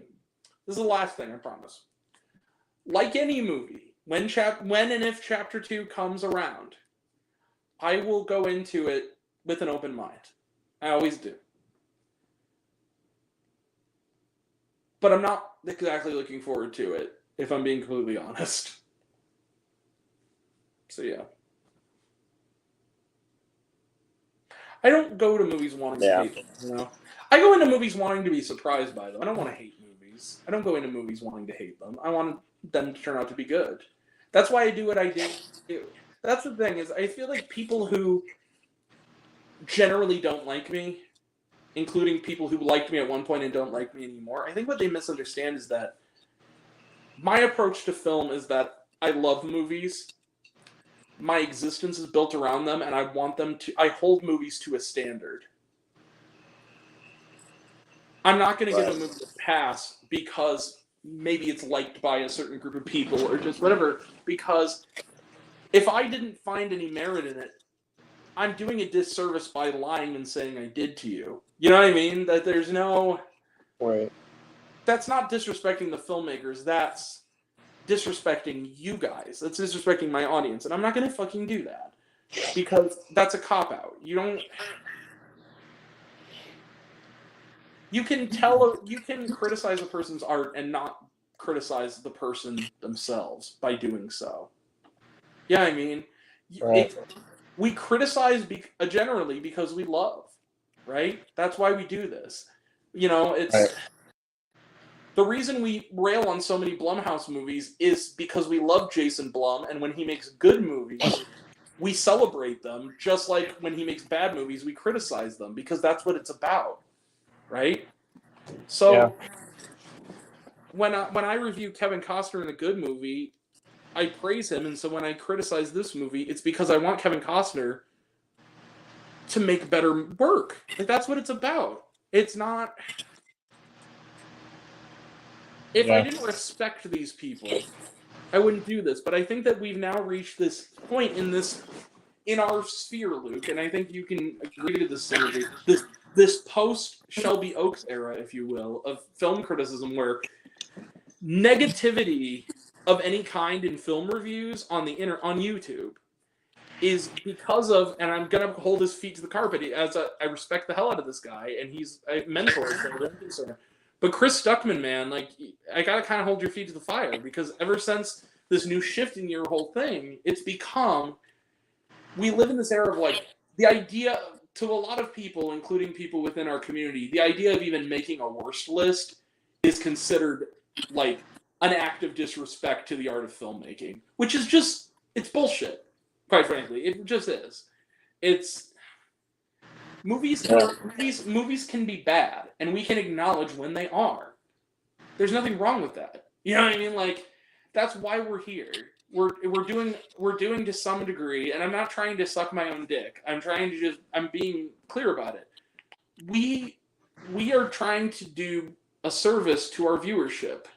We're trying to help influence what they spend their money on. It's expensive to go to the movies. It's expensive to have streaming services and watch films on them. And we're trying to let people know of the stuff that they should watch and not watch. That's what we're here for. Right. That's why we're here. And so I think that it is, especially the generation younger than us, and especially the generation younger than I am, for the most part, not including you, of course, has this mentality of, it's a Twitter kind of mentality of like, if you criticize anything, if you criticize a movie I like, it's a criticism of me. If you criticize a movie somebody made, it's a criticism of the person who made it. And neither of those things are fucking true. It's discussion. It is debate. It's not that fucking deep. And I don't understand this whole mentality of toxicity that is toxicity under the guise of stopping fake toxicity, if that makes sense. I don't get that. I don't understand it. It's hypocritical and it's stupid. And I don't. When you put something out to the public for consumption by the public, and people have a platform to talk about the things you put to the public, you got to be ready for the possibility that they're going to talk negatively about it, just like you got to prepare for the possibility they're going to talk positively about it. That's how this works. Right?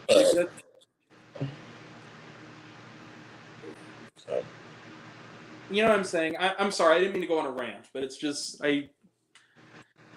there were certain this movie in particular, there were certain behaviors of certain former friends of mine that really put me into perspective why I'm not friends with those people anymore. And this is kind of what that is. It's that mentality that I don't want to fall into, and they want me to, and I just can't. I simply can't. Because it's not real criticism. It's not reviewing movies at a certain point. You know what I mean? Yeah. If you want to talk about movies just to talk about movies, God bless. Like, that's fine. That's your prerogative. But I'm here to review movies. I'm here to actually objectively look at movies as an art form. Right? Right. And that's my prerogative. So if I'm going to respect your prerogative, at least the least you can do is respect mine. You don't have to like me. You don't have to watch me. You don't have to like what I say. But you sure as hell better respect it. Because I would do the same. I would do likewise. Right. That's all. Sorry, I needed to get that off my chest. And again, I'm a good guy and I don't name names. But the people in question know who they are. That's all I will say. Right. Yeah. Unlike some people, I don't name names. Yeah. Yeah, but let's just leave it at that. Yeah, let's just leave it at that. So anyway, with that seriousness said, man, look. See, yeah, what happened to the fun stream last week? Well, the worst is kind of like that. We're talking about nothing but movies we didn't like, and it becomes kind of dreary at a certain point when you get to the top, right? Yep. Yeah, but anyway, thank you, Luke, for coming, my friend. All right. I appreciate. That's what she said. Thank you for being on the stream. Always want to end them with a joke, my friend. Always want to end them with a joke. even if it's a bad one.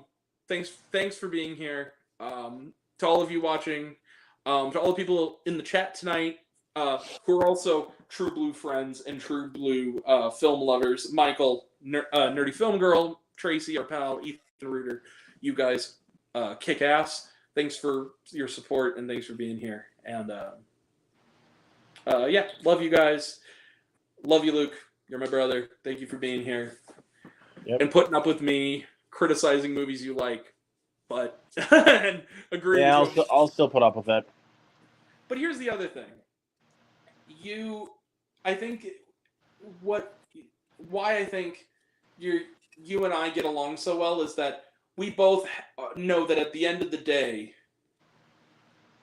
it's just a movie. It's not anything more than that. You know what I mean? It's opinions, and it's that there's a certain level of hyperbole and acting going on in these kinds of vids, you know? Yeah.